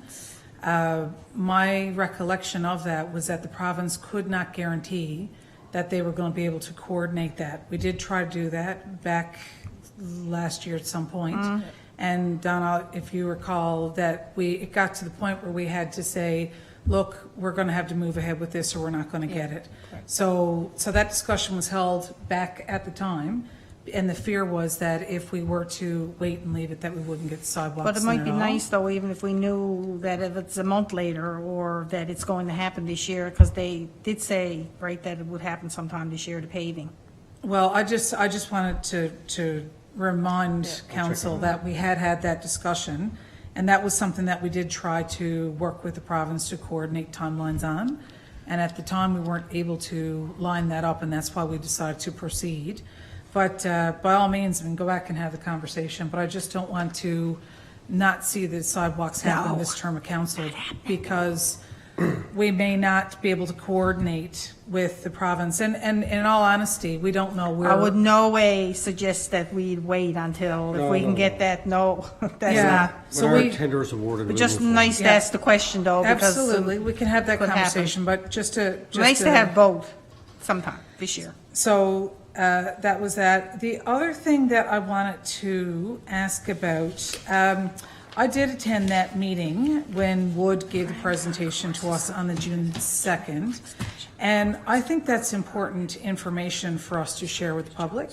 What It was, was included as part of the committee of the whole minutes, so the presentation was appended. I didn't see it in there when I looked through, so maybe I missed it, and I'll go back and have another look. Yeah. But I just wanted to make sure that that's out there. Because, you know, this is a really important issue. Water, I think, is one of the, if not the most important issue that the town of Torbay has. And you know, we've got the equivalent of hundreds of homes, well over and above what Wood is telling us is the safe amount of homes to put on that pond, potentially. And her words were, going through the pipes and out to the ocean, was the way she put it, without us knowing where it's going. That's a big issue for us. When we have development, you know, handcuffed because we can't move with the constraints around water issues, this is a big priority. So I just wanted to ask that we put that in there, and I apologize, I may have missed it, so I will go back and have another look. The only other thing I wanted to touch on, we've got trail development here, but there's still some issues around the discussion at Bourne's Close. And I had a conversation with some of the residents there today. And the residents were asking, you know, we don't want to have a trail going along our backyard. We're not interested in a trail there. And so the question I'm asking, and maybe it's a planning and public works discussion, But I'm wondering if we can go back and have a look at it, because right now, the swap has happened, and that's fine, and it was a good thing, and it's done. But if the residents in the community are saying, we don't want a trail here, then is there an ability to go back and have a look at it and have it as protected green space, but not put the trail in? If the residents on the street, I mean, we had the discussion, and I asked about it when the conversation came up, and I said, you know, was there consultation with people on the street? And the conversation around the council table was, it wasn't required, it was an amendment, and we had that whole discussion. But I really think it's important for us to listen to the residents, and I think, you know, with the environmental potential impacts in that area, and it was never part of our master plan, as I understood when I attended the committee meeting, to have that trail added there. So I think it's important to go back and have a look at the swap is done, the change is done. I'm not asking for any review of that. What I am asking, though, is to go back and have a review of what are we proposing for the trail there, include the residents in that conversation, and see, is there another solution that we can come up with? We don't have plans yet that I've seen. That conversation that you're talking about, that's ongoing. Yeah, I right? know, It's already absolutely. happening. And I just want to make sure that, Right. that we continue to have that conversation with the residents, and that we, you know, we look at it, I guess, with a broader lens, is what I'm asking, as we continue forward on this. I just want to, I guess, put out there that as of 9:58 this morning, Yeah. Julia was talking to two of the residents that this goes in their backyard. And basically, they're having a meeting, and that they are, what I'm getting from this is that they're fine with the discussion, what's going on, and thanking her. So it's a pretty positive. So that was this morning. I spoke to those same residents after Well, that email. then, you know, like, I'm looking at this because this is something that I'm following closely with Julia. Yeah. And even though it hadn't been on the last agenda, it's something that I asked, and that this is very positive, right? All right, so planning is So, looking after it. We're on top of this, and, Right. you know, if they've got issues with that, what I would suggest for you, Deputy Mayor, is tell them to bring their issues back to Julia, and I'm copied on this right here. Yeah. So that we're all getting the same message, because for them to come back and say one thing, and I only can hope that she's working along, and even brought the developer, so the three of them are meeting on this, so nothing will happen that she's not, or that they're not okay with, and, you All know, right, that's sounds my, good. Yeah. that's my big thing. Yeah, I'm just asking to make sure that No, conversation I feel is like I'm on top of that continued. one, All right, and, okay. Yeah, Yeah, it's all, and ask her if she don't mind, I'm on the committee, if she got other issues with it, to contact me directly, seeing that All right. I am on the committee. Okay, that's good. Councillor Glenn? yeah, just, again, just be important for the process, and I know people I know. talk to residents, stuff like that, but it is extremely important. Not anything in this case, but you want to make sure that if a resident is communicated in writing to the committee and the staff and stuff like that, we need to be careful of just doing anecdotal stuff, or, you know, bring verbal stuff like that, 'cause in case you made a mistake or someone's a mistake or anything like that, just we need all need to work on the same page. And if there's any, especially when we're involving residents, like, I don't want to say like one councillor saying that Yeah, the no. resident said this and our councillor said the resident just tried to be, when we're talking about resident stuff, just be extra super No, I just careful want to when we're- make sure that Put- that one is keep- handled keep- properly. Yeah, just That's- keep things real official, right? Okay. and All that's right. the reason why I brought it up tonight, was just to continue dialogue on it. And Okay. to be clear, just last point, I did suggest to the residents to contact all members of council and have a conversation with all of us, so we understood what their concerns were. Yeah, Yeah. send it to the proper staff and proper committee is the best way to do it, right? And then Yep. You know, they Julia's agree. on it. Yeah, Julia's Right. completely on it. Yeah. Now I'm saying, I'm Yeah, but- But we all have a This is role our- to lobby for residents, that's what we're here for. Sure. And I Carolina, just want words to in make her mouth, sure, All right, guys, okay, everybody's all on the same page. We don't have to argue about being on the same page. Right? We're Just- all agreeing with each other. Don't argue that you're agreeing. yeah, you All were right. copied on that. Thank you. All right, Recreation Community Services, Councillor Glenn. Thank you, Mr. Mayor. Where was I here? Let's skip ahead. Lost my spot. Should never read ahead. We did meet Recreation Community Services. We met on June 22nd. One point, Mr. Mayor, was wondering if we could remove the Zoom link from the minutes, and probably not put that in our public documents anymore. Make sure that I'm sure this is password protected. It still works.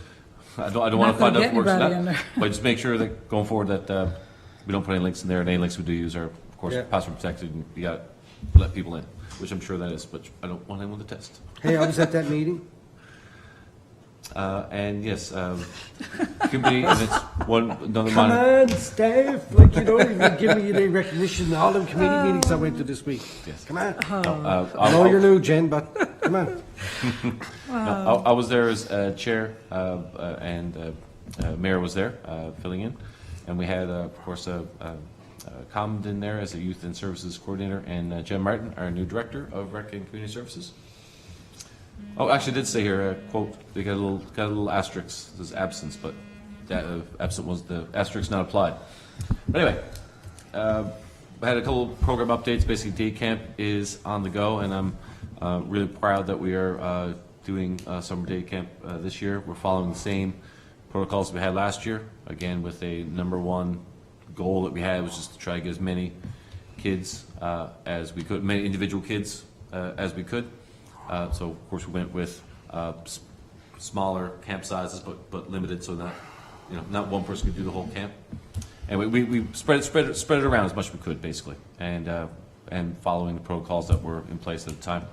And think we're doing things right in that regard. Hope that's not like last week. Oh, no. No, it's good. Oh, Mayor, for God's sakes, turn off your phone. Give me a panic attack over here. Which I'm glad, by the way, everything was good last me week. too. Sorry, not to mention, but yes, and our schedule for July and August has been put together. We reviewed it as a committee, and that should be sending out. And just a quick, is that been sent out in the mail yet? No. Okay. That'll be it tomorrow. Be out tomorrow? Okay, perfect, thank you. Just a quick note on the schedule. Is it online now? Registration is not. Okay. I don't think this is. I thought I saw. Registration is online on e-services. People can register, community members can register for events. It's just this flyer. Okay, roger that. Okay, just quick note. We are doing Canada Day virtual events. We are not having fireworks. By the way, if anyone listening, fireworks, we're not in the cards this year for Canada Day specifically, for COVID reasons, and even if we wanted to, just kind of logistical reasons to get them here. Kind of the last minute COVID decrease, still not to give us enough time to get things in for July 1st. But the good news is, I'm gonna do a little, let the cat out of the bag a little bit. Kind of goes to the next thing here. Torbay is having a birthday on August 4th, and what we're planning on doing is making Torbay's birthday a little bit bigger deal than normal. So we're looking forward to most likely promising that we're going to get probably some fireworks ready for that, and have some kind of more grander, hopefully more COVID relaxed events. And we're really trying to blow it to the park for Torbay's birthday, August 4th. So when you get your package and you hear stuff, please stay tuned. More details are being worked on right now. Okay. We talked about Torbay common rentals. We're basically going to go double check all the government of Newfoundland and Labrador COVID guidelines, and we're just going to make sure that their guidelines are our guidelines when it comes to reopenings. We're going to follow that to the max ability. Splash pad is still being repaired. I think it's a very big deal. You get the splash pad done as soon as we can, and I've been sure that staff is on it, and we're going to try to get that done with the contractor as quickly as possible. Mayor mentioned earlier the Chief McGraw Awards, and Deputy Mayor mentioned this a little earlier. I'm really glad that the staff is working together on this. National Indigenous Peoples Day recognition, And, you know, especially in, you know, we're all Canada Day's come up in a couple of days. And of course, we all got, you know, lots to celebrate, but lots to think about and lots to reflect on. And, you know, I'm really looking forward to, I guess, staff working with the proper community groups to, you know, in consultation, figure out what's the best way to recognize Indigenous Peoples Day. You know, it's not, I don't want, you know, the four of us sitting around here saying this is what we're going to do, right? This certainly we have opinions and work together, but you know, you got to have the right people involved at the conversation at the right time to try to do the best that we can for an important day of recognition. So I'm really glad to have you on board. Make sure we're getting this on the go this year. Love it. Green Team starting June 28th, because that was today. Cool. Torbay Artisan Market, it's getting on the go. What else do we have? And that is about it. Any questions, comments, concerns? Can I make a comment, please? You certainly can. Thank you. Just wanted to just to raise awareness around the recipient for one of the recipients for the Chief McGraw Award, Charlotte Woodford. She's a young girl who's very talented, beautiful singer, and amazing child I've known since she was born. There's a picture somewhere hanging around of her mom and me, belly to belly, at one of the showers way back when. I grew up with her mom and Bjorn. And Charla, for years now, many years, I don't remember how many offhand, has each year done a personal fundraiser for the children at Janeway. And so her aunt is Geraldine Hollett with the Once. And Geraldine has been involved in volunteering, giving her time to all kinds of cool things. And Charla and her family are no strangers to being amazing in the community. This year alone, she made a donation to the Janeway Telethon for $900. When school closed out this year, she received the Golden Heart Award at Juniper Ridge, the Shining Star Award at Juniper Ridge, Outstanding School Volunteer Award. She was most likely to help someone who dropped things in the hallway. She was most likely to offer a positive remark. This kid is like my own. That's how much I think of her, so there may be some tears. And she is most likely to stay after school to help out. Every time I see her, I chase her and I tickle her and I squeeze the living life out of her. If you know her family, hugging is their thing. And I was heartbroken that I wasn't able to be there that night because of COVID limits, and I wasn't able to be in the room when she received that award. But I want the town and the world to know what an amazing kid she is, and she's so deserving of that award. So from me to her, I'm very proud of her. Very, very proud of her. I love her dearly, and I just wanted to take the time to wish her congratulations. So there you go. There's no way getting through that without a few tears. But I just wanted Charlotte to know how much I think of her and how proud I am. The other thing I wanted to mention, and just a bit of fun, Jen, we've been putting those links in there for a while, so that's not your thing. That is in also other members where we've had Zoom links, and I do think that Councillor Gallant has a really good point there for us maybe not to not include. We can say they happen by Zoom, but I just want to mention that that those are in other reports. So just a shout out there. But I do want to welcome you, and I want to thank you, and I also want to thank you, Councillor Gallant, for mentioning about the fireworks, because I know last year we did get a lot of backlash around the fireworks, and I do understand residents want to see them happen. We all want to see regular events happen, and this year, like last year, is going to be scaled back events because of the pandemic, not because we don't want to make them happen.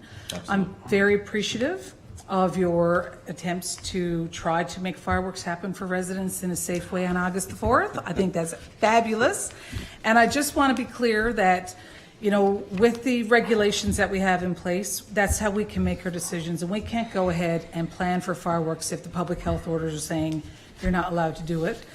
And then we have to think about the logistics of that. And so when we do have fireworks, people congregate around the coast of the community.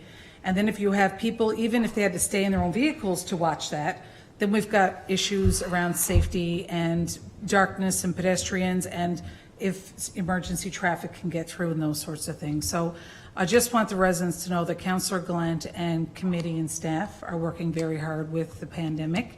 And thank you for what you're doing because it's appreciated.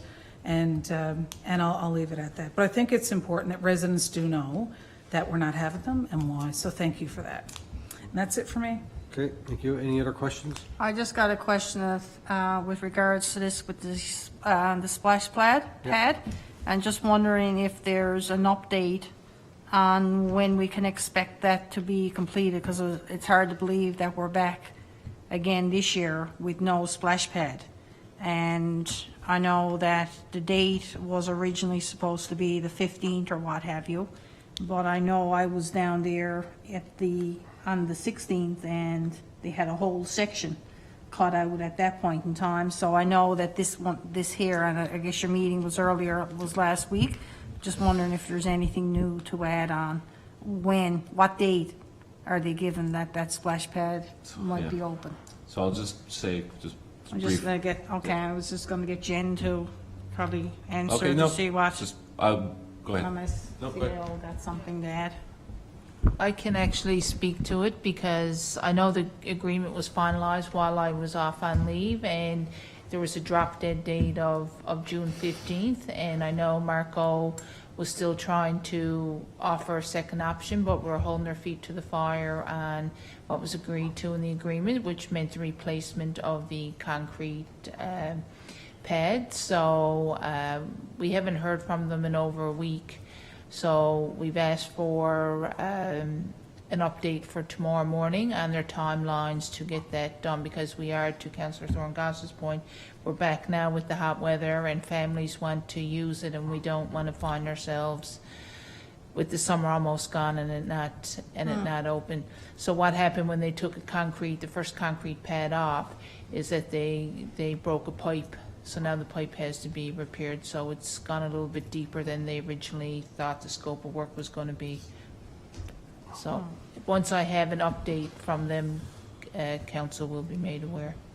So, I mean, the big thing with this is to get this fixed as quickly as possible, because when I seen it, like they had the whole area marked off, it's all dug up. Even, it's almost bad, we're in the summer and having that all taped off the way that it is over there. So anyway, just so that residents are aware that we don't have a particular date for this to reopen at this point in time. I think to your point, though, it's important that we get it fixed correctly now while it's under warranty before we move absolutely. on, because that's a long-term project that's going to be there for. But exactly what we didn't want to happen Exactly. is after happening. We wanted this done the spring early, and now we're back in the same thing that they're working on when they should be open. All right. I just last 2 cents, because we all know how hard I fought to get the splash pad put in on the rec center. It was like the one thing that that would be really cool to have for our kids during the hot summer. But yeah, I'm not very pleased, obviously, with the that being splash pad still not being operational, and we need it fixed right. We need it fixed right away, and I would be in full support of any and all options if that doesn't happen. All right, thank you. Holy moly, Bosch knows how to take a short agenda that's supposed to be an hour and turn it into a marathon. Holy crap. Just for everybody's information, and listen, I loved all the discussion that we were having here tonight, but next week at the meeting, or in 2 weeks, you might spot a clock sitting there on the floor that when it's going to click on the 3 minutes when it comes your turn to talk, and when it clicks down to 0, you can stop. It's in Ann's office, and as soon as I could figure out how to work it, that's where it's going right there. So we don't need to see it. The only person who needs to see it is you. Well, no. Get one of those little egg Follow your timers. lead. Everybody needs to be able to see it, because you'll know when you're down to 2:30 and your time is running out, then you can glue it up, right? It's a good idea. I'm not pointing no fingers or elbows around. You only got 2 elbows, you need an extra Anyway. elbow for that. Fingers will do. Anyway, just saying. I know we're almost finished, but, you know, maybe we'll warm it up for the next council. All right, liaison committees, Atlantic Mayors Congress, just to report that we did meet virtually on May 28th. We had a virtual roundtable. We had President of FCM, Garth Frizzell, in attendance and spoke. You know, we basically talked about COVID and how it's affecting each community, and you know, it was good to get a perspective from people from PEI, New Brunswick, and Nova Scotia, compared to how we're doing here. So you know, hopefully they're looking at maybe October, sometime like that, where we might be able to have an in-person meeting someplace. So looking forward to that, and I'm sure everybody's looking forward to when we finally be able to get back to a place where we can look people in the eye and talk to them instead of Zooming. And I think that my eyesight has gone 3 times worse over the last year than it has over the last 50 because of all these screens and everything that we're watching all the time. Anyway, I digress. Intergovernmental affairs, provincial, municipal. So I've been in contact with MHA a bunch of times about lots of stuff. So he came into our meeting a couple of weeks ago. He met with us beforehand. He wasn't able to stay. It's unfortunate, but you know, his door's always open, and we communicate back and forth quite often through text and email or phone call. So you know, it's nice that he's here. He's going to be there to help us. I'll reach out to him tomorrow to talk about a bunch of things, actually, because we got questions coming from residents asking about speed calming on Enemy Line, Balling Line, Marine Drive, every provincial road in the town now they're asking about. And I've been asking people, please put it in writing. We've been getting emails from people because simply us saying, yes, we want to do this is not enough. We need to have that extra backup from our residents. So please continue to send those emails. Continue to call the RNC, and you know, it's not easy. It's, you know, sometimes it's a bit of a long struggle to get from here to there, but once we get there, we'll be okay. Don? So further to that resident's email from Indian Meal Line, I did reach out to an assistant deputy minister in the department, so we're in discussions to see if we can get some signage and some data signs put in place. So they're trying to just ascertain what currently exists there, and I said nothing. So Right. just in process regarding to see what the department can do, and the matter was referred as well to the commissioners for additional patrols and monitoring in the area as well too. Right. John, is that mean Balling Line you meant? Not Enemy Enemy line. Line, right? Balling Line. There's well it's all because there's several emails now regarding this. You say state mayor regarding all provincial roads, so we're looking. But that last email correspondence was sent, but the discussion with the ADM is regarding all the roads. So Yeah, and you know, I guess I'd be remiss if I didn't compliment the department on the paving job they did on Balling Line, which was they Fabulous. did quite a really extensive job. They completely dug up the subsurface of the road in a lot of areas where it's boggy on both sides. So I guess over the years the road probably sank. They dug all that out, replaced it with all good material. Not fussy on the narrowness of the shoulders in some places, and I reached out to the MHA to mention that to him. I kind of had to be a little, well, I don't know, got to be careful a little bit because I live on Balling Line, so I don't want to appear that I'm advocating on my own behalf, that's not the case. But I am, but I'm not. But I'm But we're advocating on residents, everybody's and we're behalf. allowed to advocate on the road. Right.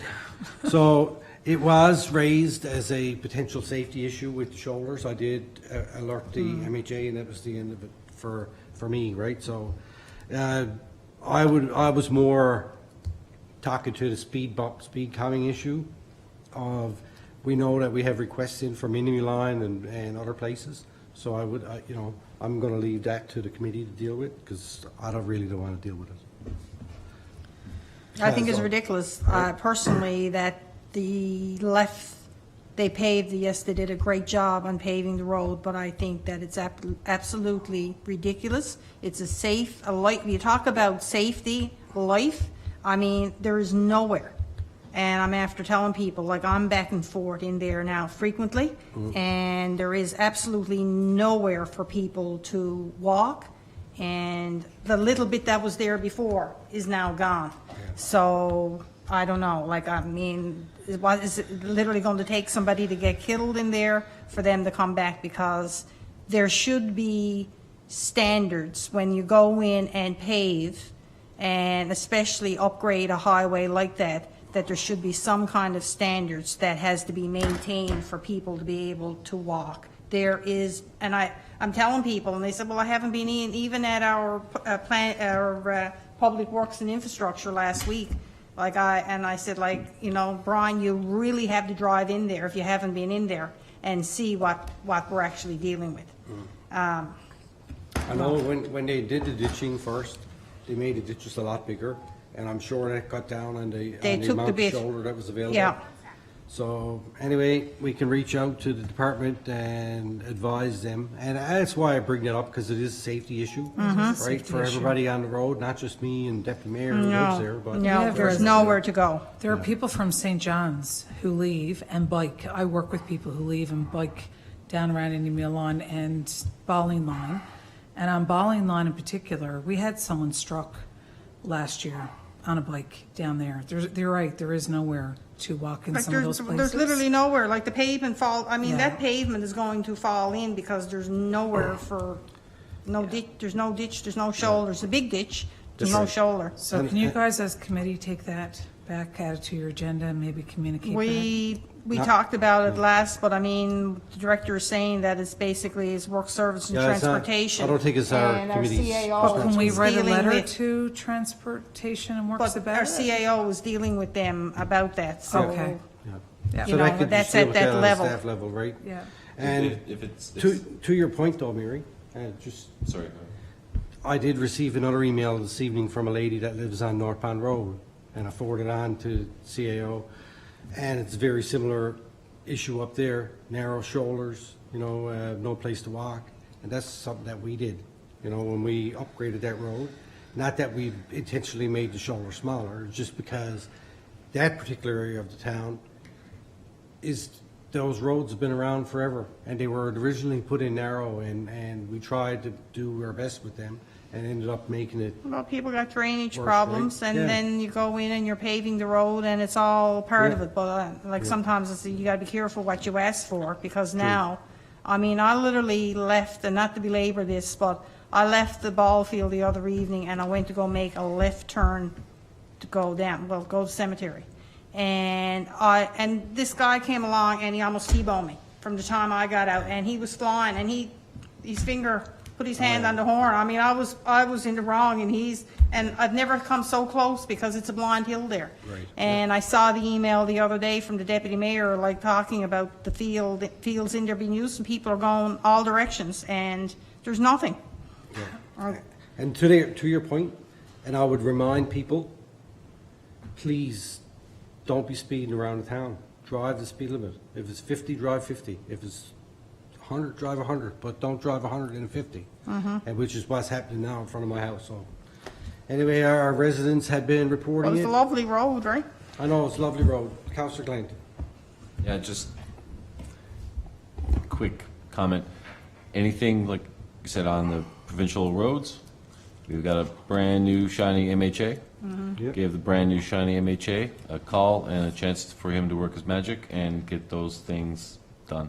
There's no, like I said, MHA can get stuff done a lot faster than even our great Don Chaplin, right? And Agreed. so, gotta make sure you're barking up the right tree. Don't email the mayor, email MHA. Don, well, you can email me too, but make sure you email the MHA as well. All right, next thing here is Jack Byrne Arena, but it's under them, but this is something that I brought forward. This is a lease agreement that after we had our community hall meeting, discussed the revised lease agreement that Lucky Bay Middle Cove Outer Cove provided to us. We had a meeting, we went through it, we identified areas where we thought might need some updates or whatever. Anyway, so after we had that meeting, I had a meeting with the other three mayors. We sat down, we went through the whole thing, addressed all of our issues that we had. So what you see here is the revised lease agreement. I left in everything. So the updated red stays in. Anything that's red with a crossover is going to come out.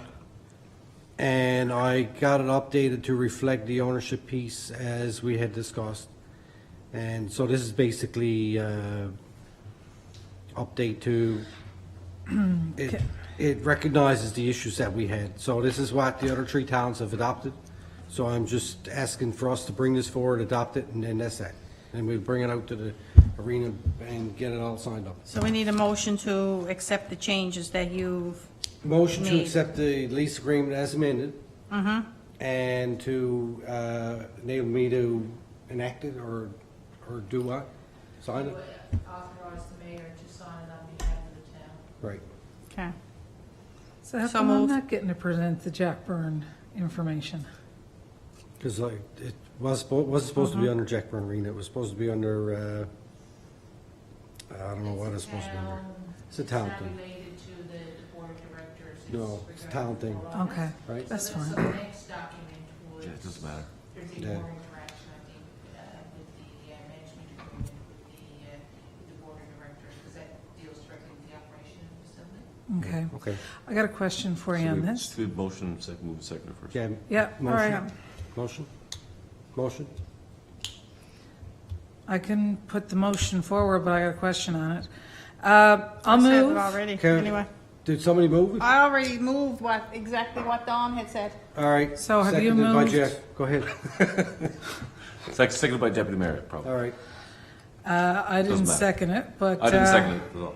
Well, then we need to make Well, sure. somebody that- gonna second it. I'm saying I never seconded it. Listen. Okay, are you going to? But somebody second it. I'll second it to put For down God's sake, I want you to go table. home. That would be great. The item here that we talked about earlier around the town's liability. And so the last time we had this discussion, it said during the last 6 months of each year of the term, the tenant shall develop a comprehensive annual operating budget for the following year to be approved by the tenant and Reviewed. landlord. Reviewed. It's been changed to reviewed. Right. Now, the question that I have is, what mechanism in here is in place for us as owners who are on the hook for 56% of any board decision and cost that the board incurs, not that we have put a motion to, that the board made up of 3 other towns plus community reps, where we have a minority representation, as Councillor Glant mentioned. Right. If they decide tomorrow, and I'll give you an example, we had an application come to us last year that would have been a massive liability in hundreds of thousands for the communities, to the tune of about $400,000 that was laid at the board's feet. Now, had the board have moved ahead with it, which it did not at the time, but had they have done that and signed off on it, that $400,000 liability, 56% of that, would have belonged to the town of Torbay. I fought that at the time because of the liability issue, because I was the deputy mayor, because I was the chair of the board, and because I knew the difference. And the conversation that we had earlier was councils change, people change, volunteers change. So what happens next year if I'm not reelected, or 2 years later when someone else comes with another idea and they say, oh, we've got a great business proposal for the Jack Byrne, and the Jack Byrne board signs off on it for the same $400,000 ballpark of risk that would have been associated. What it says here is they can put together their budget, but we can review it, but we're not approving it. We can review it and we can advise our But if members we that are say out no, there. but if we say no Yeah. to that, where in here, is there anything written that says that we can stop it? There's not, like, What, can I the just, Jack Byrne Arena Board is a separate incorporated entity that we lease the Jack Byrne Arena to, and they make decisions on behalf of us, they lease it. We put members on the board, it's the board members' responsibility that we appoint there to act in the best interest of the town and of the facility. So to your point, yes, that's what's supposed to happen, is that your members of the board see something that's out of line, and then they control that. But I mean, if we're going to be approving everything that happens at Jack Byrne Arena, then we don't need a board. We just need to do the council. So, I mean, that's the reason why it had to be as reviewed by the landlord, What right? page is that? What number is it? The Just page that is on page 123 of 146. 123. And this has been a sticking point for me, because back to the discussion that we had earlier about 33,000 that we're paying in now, there are going to be other capital expenditures, which we're talking about creating a capital expenditure plan in here, which is important, and I feel that's important. But what I'm asking here, and Mayor, to your point, Yeah. they are a separate entity, yes. However, they are a separate entity that has the ability to make financial decisions where we, as the town of Torbay, own 56% of the risk, the highest amount of risk this town and its residents owns. When this went back, approved by the tenant and the landlord, meant that we all had to agree on if something like that was going to go happen. The thing here, it says now to be reviewed, but if we as Torbay say, no, we're not okay with that $400,000 risk that you want to take on, the other three towns agree with it, the other three towns have representation to move it forward, our residents, with our 56% liability, are still on the hook for that, even if our town council don't agree. Right, and that wouldn't matter if it's approved or reviewed. Doesn't This matter. is the whole point of reviewing this lease agreement, is to get this right and to make sure that the risk is mitigated for our taxpayers. Yes, but So- we're not alone on this, right? We have three partners that we discussed with to come up with what this is. Right. Right. But what I'm saying to you is we own the lion's share of liability here. Right. On decisions that are made by a registered entity that is separate and apart from us. Right, but there- So this has been changed from approved Right. to reviewed, and I understand that. I could even go with reviewed. The question is, though, where is the line in here that protects the residents of Torbay from such an example as I explained, whereby a decision like that could be made at the board level, and we, as the town of Torbay, who have this council, will not be able to say no. If we agree to this and we sign this tonight as presented, we will not have a leg to stand on. If we go back to a courtroom and say, well, you know what, we don't like what the board did, but they're going to come back and say, but you agreed here to review it, there's nothing in here that gives us the ability to say no. Right. And that's where I have a concern with what's here. The issue was that the council shouldn't be the babysitter of the Jack Byrne Arena Board. They are the operator of the facility. If we don't need them, then we could just operate ourselves, and that's the point. Go ahead. Yeah, we're not a babysitter, we're the owner. Yes. We're literally the owner, we own it. Right. Right? So you, and they, we give it to the board of directors as done, so they can go do day-to-day operations of the town, right? But their responsibility to do the day-to-day operations of the town, but our responsibility is actually literally this. This is to make sure that we have proper lease agreements in place, proper, the policies, the bounds of which they operate in place, right? Right. Why on earth would you take out approved and make reviews? But it was- Okay, Just- I'm going to just- jump in here just now, stop, but because stop. we're Oh, getting hang on. into a discussion here tonight. Right. We That already we talked about spent it. 2 or 3 hours here one night Right. discussing to go back and have these Yeah. changes, no, let me Well, finish now. And I'll, go back in to Stop have my these time, Pastor Dean. to have these changes made, and we ended up going back and had it all done. Then was my understanding that there was a timeline close because the mayor had to take that and meet with the various mayors that following Thursday night. So we were here, And we did and then you had to go back because we were concerned about that, and they were all in an agreement with that. And now we're here among ourselves because we tried last week to get this approved when the mayor left, but we didn't know what the changes were. Remember when Tony had brought that up? But here we are now back having this discussion that this whole thing was reviewed and we agreed to this whole thing. Must We be did. 5 or 6 weeks ago. It was, we didn't. but we did. But we As the did, and council. here My we are here question- now. And agreed to So, it. I'd like to, I don't know how much time I had left to speak, I just. Go ahead. It's just really important, because we talked about, hey, how we're on the hook for so much, and, you know, this is really bad, and I'll talk a good game about, you know, stand up for the people of the town, about how much we are underrepresented and on the hook for different things, right? Which I can kind of eat to a certain amount, like, you know, move stuff forward, right? But this is the time, if you're ever gonna speak up, now's the time, right? To say stuff, you wanna protect, if you, not to say you do it, but I'm saying if you had and again, in theoretical terms, right, if you had a board of directors that were there, there has to, that could potentially give us $100,000 worth of liability if they did something ridiculous we wouldn't found until afterwards, right? I mean, this says this lease agreement made 2019, right? But you know, I don't want to get into that.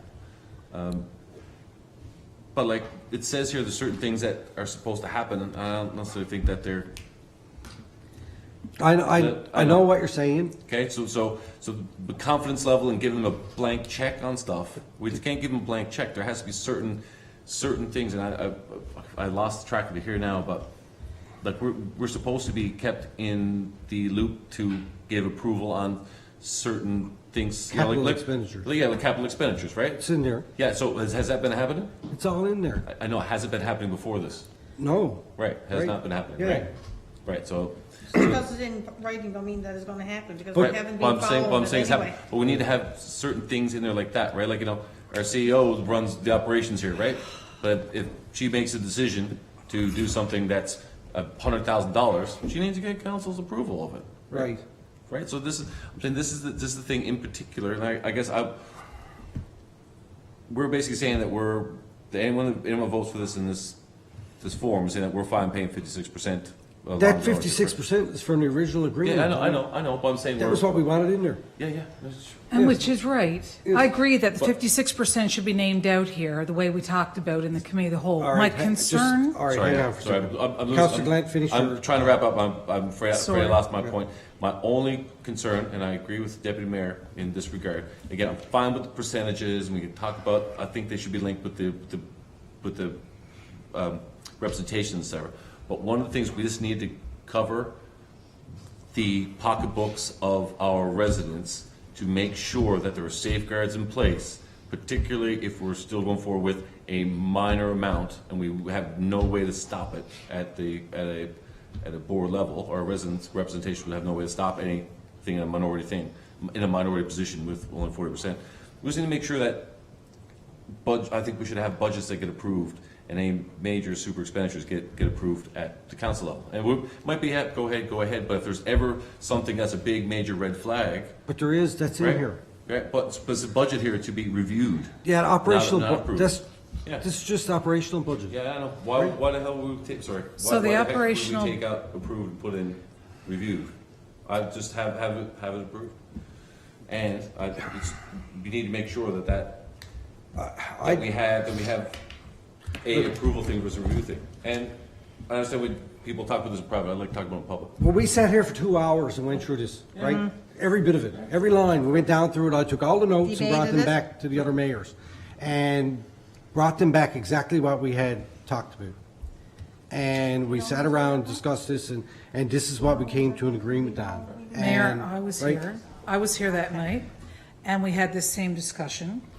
And approved was what I understood we had. So my question Right. to you, when I asked the question was, where has this change gone from approved to reviewed? Because this is the one sticking, Because there's 4 partners in this thing and not just us. That's why when 3 of the other ones are looking at, we would rather review it than have to approve a budget. right. That's called compromise. And I right? hear you, and so that question that I'm asking was that change made when you took our draft Right. back to the other 3 mayors and said, this is what the town of Torbay is presenting as the final draft? I didn't do that. I brought back, this is what the draft was that they presented with us. This is what our council went through. These are the notes that I have. These are the notes that Ann took of our meeting with all of the points that we wanted to be put back in there. And every one of them are back in there. Every one of them. Right? The question again for me is back to approved. But I don't think that we ever, as a council here, discussed the approved reviewed piece. We That did, was because something we I was talked about. here at the committee of the whole meeting when we went painstakingly line by line down through this, and I brought this up, and I've served as the vice chair and the current chair of this board, so I know it inside out and Okay. upside down. And the liability risk of that word from being approved to reviewed for our town is significant. I don't see it. I mean, we appoint our members to the board. if we appoint members to the board of Jack Byrne Arena and they go out there and do something stupid, then, I mean, that's on them. That's on you or me or whoever goes out there and sits on that board. We have a responsibility to the town. All the towns do. So, I mean, I just don't know that the towns collectively should be in the business of approving the budget of the Jack Byrne Arena when we got our own budgets to be worried about. The operational budget, though, of what, Capital, yes. Operations, no. I disagree with you, and here's why. All right, so we're going to Capital? shelve this then? We're not going to pass it? Well, I Because if we're can't, not, then we might as well defer. This is, it's Can I ridiculous continue anyway. my thought? No, I'm going to withdraw this motion. And then, who put I forward? made it. You? Are you going to withdraw? I'll withdraw the motion if All that's right. what you feel. that Because there's no in point your in best sitting here interest. discussing it now. Yeah. We're going to have to go back and go through the whole thing again. the Because only it's just- change that needs to be done No, is on because this the one other point. other three towns already adopted this as it is, so now we got to go back to them again. That's what I'm concerned Right. about, is that the Right. timing and where So you please, had. please withdraw the motion. I'll withdraw the motion. Seconder? Because it's no good sitting here discussing something I'll that. second it, Right, okay. but all the in risk favor. to our All right, Aye. so we'll move on from residents that. needs to be here. This is Okay, all so reviewed by, I'm can we just get that cons- reviewed by legal tomorrow down, please? I'm just concerned now, this has been years trying to get this Yeah. resolved. We wanted to get it resolved for this council. Yeah. And now, if we don't discuss this here tonight and get that resolved, when is this going to end up happening? Is something going to happen? I'm- Unlikely between now and the next meeting? I'm gonna ask the AO, get this document reviewed by our legal tomorrow, and find out, is there an issue with that review to operate, in regards to putting us in a liability situation? If it's not, I don't see no reason why we shouldn't go forward. Okay? Okay. I Because- just want to see it clued All right. up before, with this term of council and as soon as possible. Okay, all right, Northeast Avalon Joint Council. Any update, Councilor Torngon? No, sorry. We're after taking a break now for the summer. All right, RNC, I don't have any update. Torbay Volunteer Fire Department minutes are there, there's a motion there for us. Somebody want to read that motion, please? You got it there, Councillor Glant? Mayor, are we not doing a Jack Byrne update tonight? There is no update. That I was was in in- there. Go ahead, update Jack Byrne Arena. What's the update?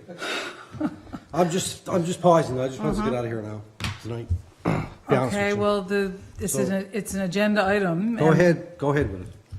Okay, there was not a meeting. We were unable to get quorum All right, of the okay. 4 towns to proceed with the meeting. There was an event yesterday at the Jack Byrne Regional with the Lions Club to support the Lions Disaster Relief Fund. I called my very first bingo ever yesterday, which was a lot of fun, to support that event. And our MHA, Jody Wall, came to support the Lions as well. I know that the money that was raised yesterday for that disaster relief fund, some of that's going to go towards supporting the families who were impacted by the recent fire that we had.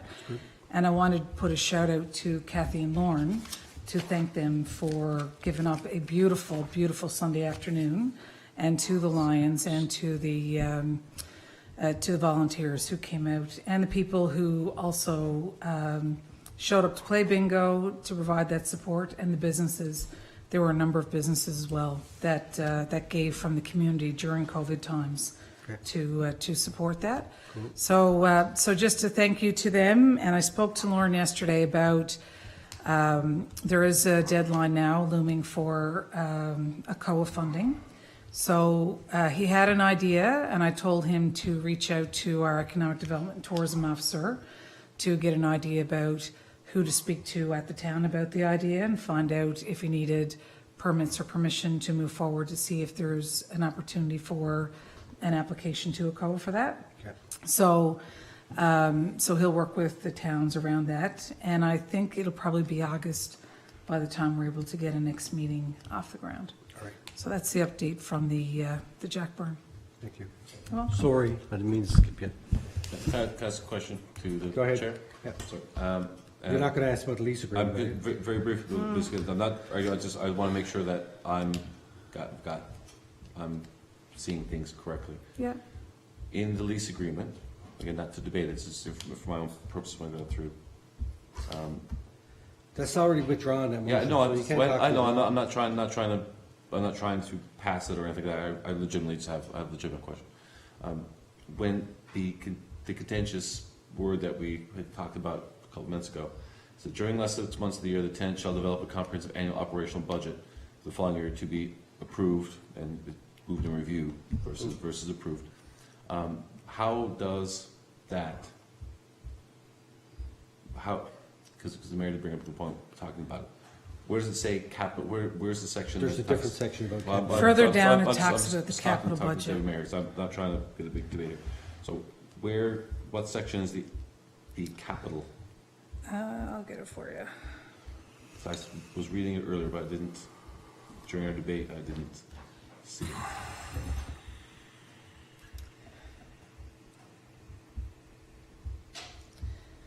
Section 6. Section 6. 6. Yeah. 6. There's 8. Here it is. Cost and payment of capital expenditures. So, is there said protection or approvals of capital expenditures listed out? Yeah, because capital No, expenditures hold on, going out. I'm asking the deputy mayor. This is not part of the Jack Bird Arena Yeah, I know, update. I'm asking, I really just want, I'm not trying to argue. Capital expenditures for Jack Bird Arena are put in the town's budget. Right. So they would request us and we would put it in our budget. It doesn't Right. go in their budget. Okay, that's They fine. prevent us. That's That's fine, how it goes. Any clarification? All right. Listen, I'm just- no, I know, man, I know, and I'm really I'm not just so trying- frustrated with I'm this. not trying to argue with it at all. I'm just trying to say, because I have concerns about the operational budget as well. I agree. I just wanted to clarify in a second round of chat without not debating the specific things. I wanted to clarify the capital budget protections for us as the owner. That's all. So this is, so this here. Councillor Glant, if you also look at section 8, B, it talks about capital expenditures and the landlord's responsibility. Right. 8B, capital expenditures to pay all capital expenditures which are approved by the landlord Correct. in a capital budget or otherwise. Correct. But So- your, I think what you're speaking to is their thresholds, like the analogy you used a while ago. If it was a $100,000 expenditure or anything, for example, above 5,000 is outside my authority level, Correct. so it has to come back to council. Right. My understanding is that there's no threshold put in place for the board to operate within. Thank you for the clarification. But just, we are the owners, and I do, and just, do appreciate the heated debate we had, and Mr. Mayor, try not to, really hope we're not bringing any blood pressures. This is certainly not the intent. We've had much meaner meetings, and this is not a hostile meeting. This is, but yeah, just, so we do have those approval controls in place for Jackman Arena. Capital.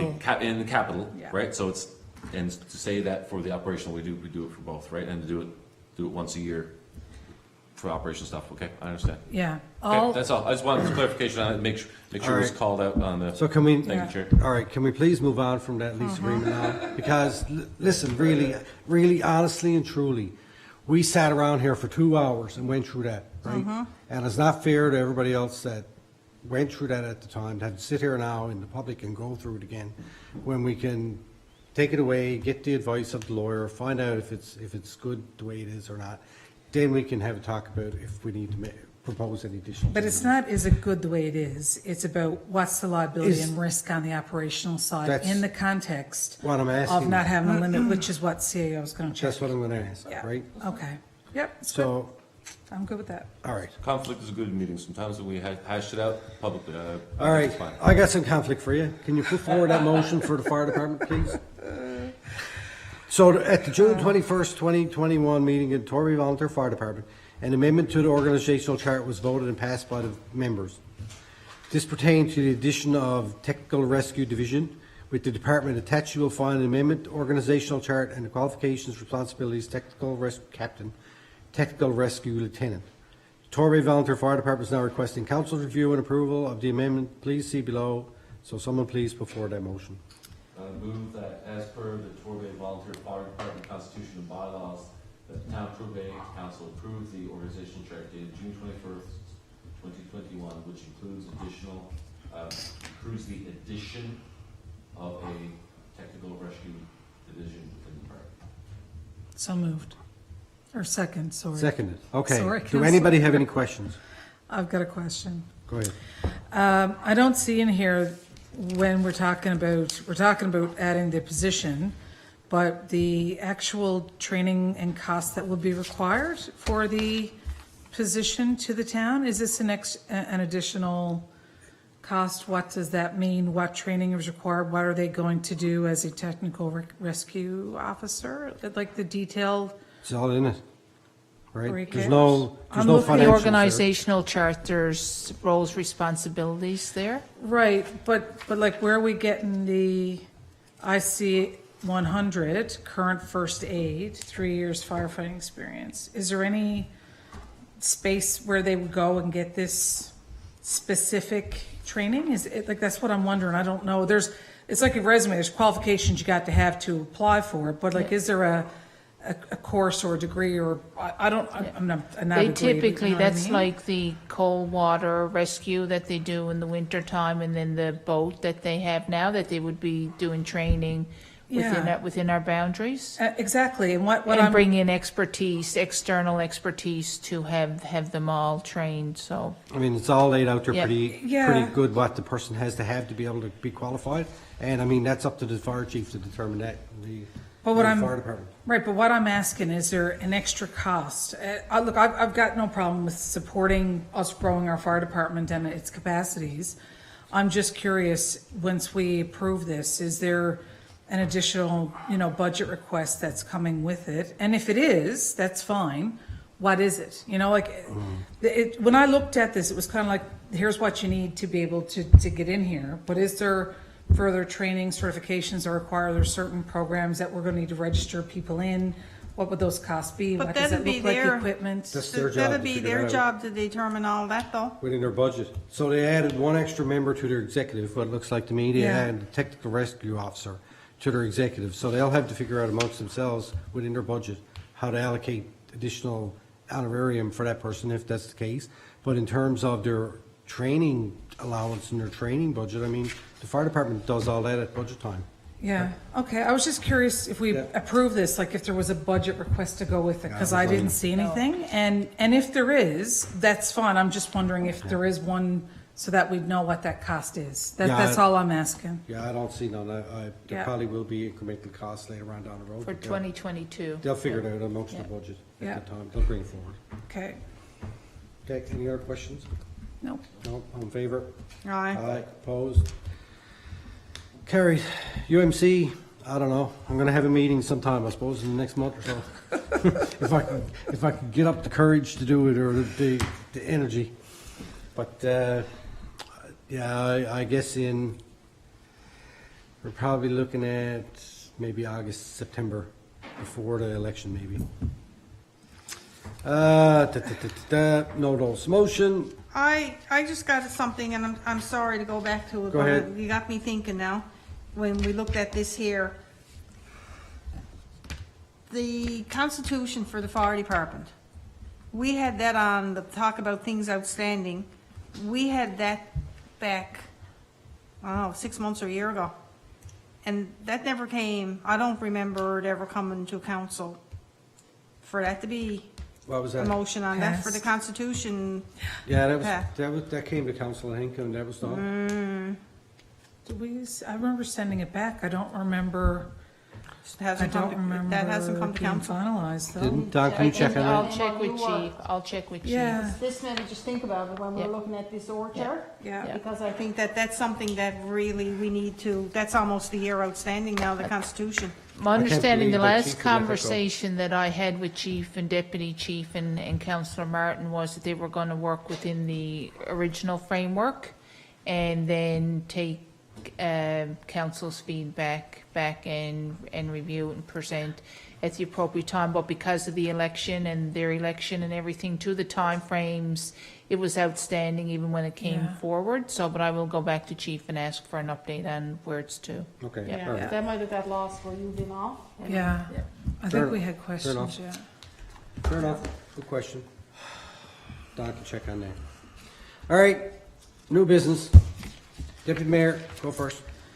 All right, I had a note to say thank you to the Lions and everybody who put done that together the disaster relief yesterday. And I also had a note to congratulate Charlotte, which I've done. I'd like to congratulate the new M&L Board of Directors and thank them for a great first meeting. That went over really well, and it was great to have a new start with the new board. So thank you to everybody there. I'd like to say congratulations to all of our 2021 graduates. I've seen some fabulous pictures floating around of families celebrating the graduations through the pandemic. And I think it's absolutely fabulous that the families are still making the best of things with the situation as it's been. I wanted to issue a thank you to the residents who reach out to us around those traffic issues. And I know Mike has been emailing us about Bali and Lime, but I also wanted to remind people that, calling the RNC and reporting that speeding is a very strong tool to use. So thank you to Mike and all the people in the neighborhood for having your voice heard and offering to be part of this solution. I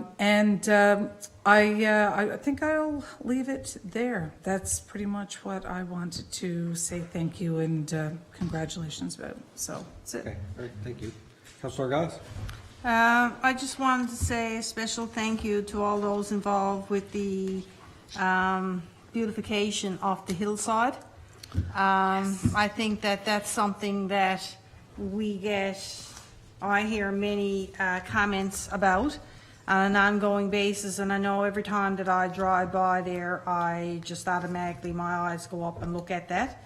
And while the picture had some people in there, I know that any given morning when you go by, one day a week, that there's people there volunteering, helping that, and I think that it's one of the groups, when we talk about volunteers in the community, that I know that I'm guilty of overlooking, because they're not a representative of some other committee. They just do that out of their love for the hillside.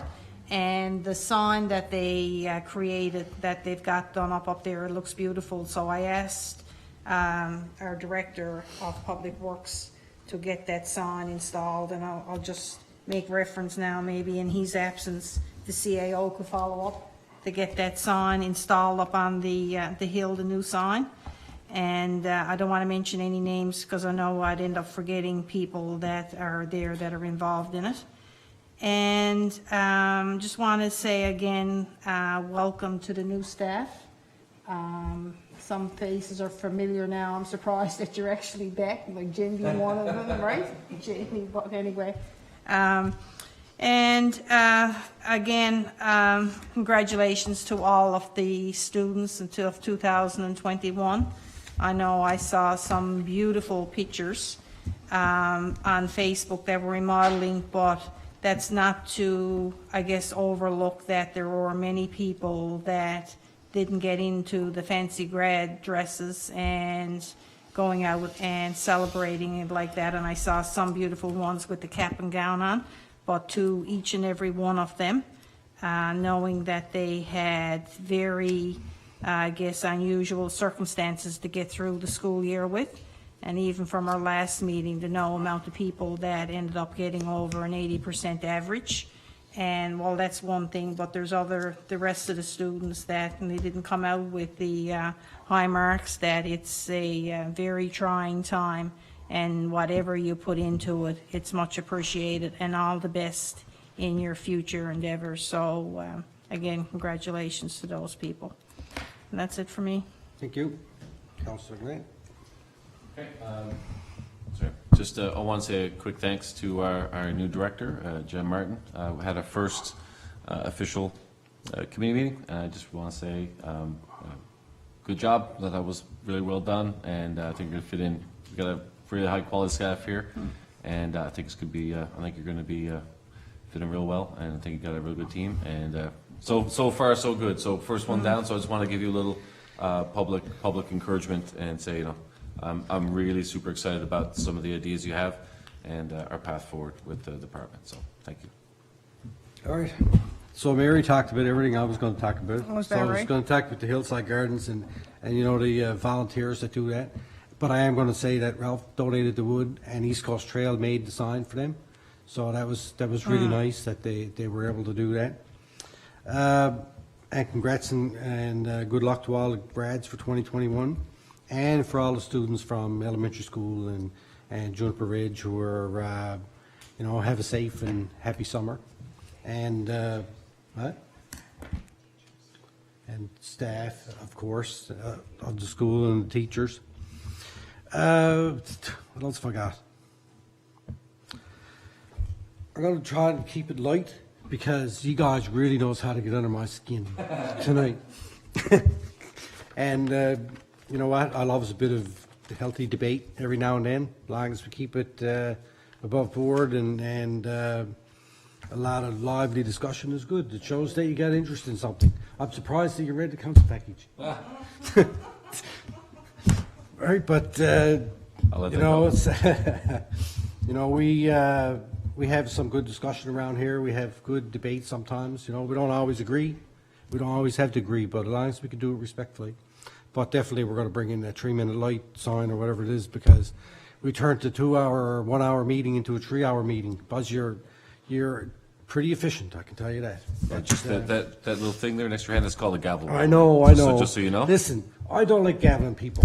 It's the people out watching. They wants to hear what you got to say. And when I gavels them, then he complains that the mayor don't let people speak. Well, hang on now. So, anyway, welcome to our new staff, and they're down there, and they're asleep. Honest to God. Hopefully they'll remember to turn off the camera when it shuts down. But you know what? You guys have been doing a great job, and the new people are doing great. And with that, I will say, Don, do we get any question and answer period questions? Oh, thanks be to God. Not that I don't mind. I love it when people send in questions and ask us stuff because it shows that they actually have an interest in what we're doing here. And if nobody really cared what you're at, then I don't know why we'd be here. So with that, our next public council meeting is scheduled to take place July 13th, 2021, 6:30, right here in the Torbay Council Chambers in beautiful town of Torbay. With that, I would entertain a motion to adjourn. So moved. Second. Mover, second.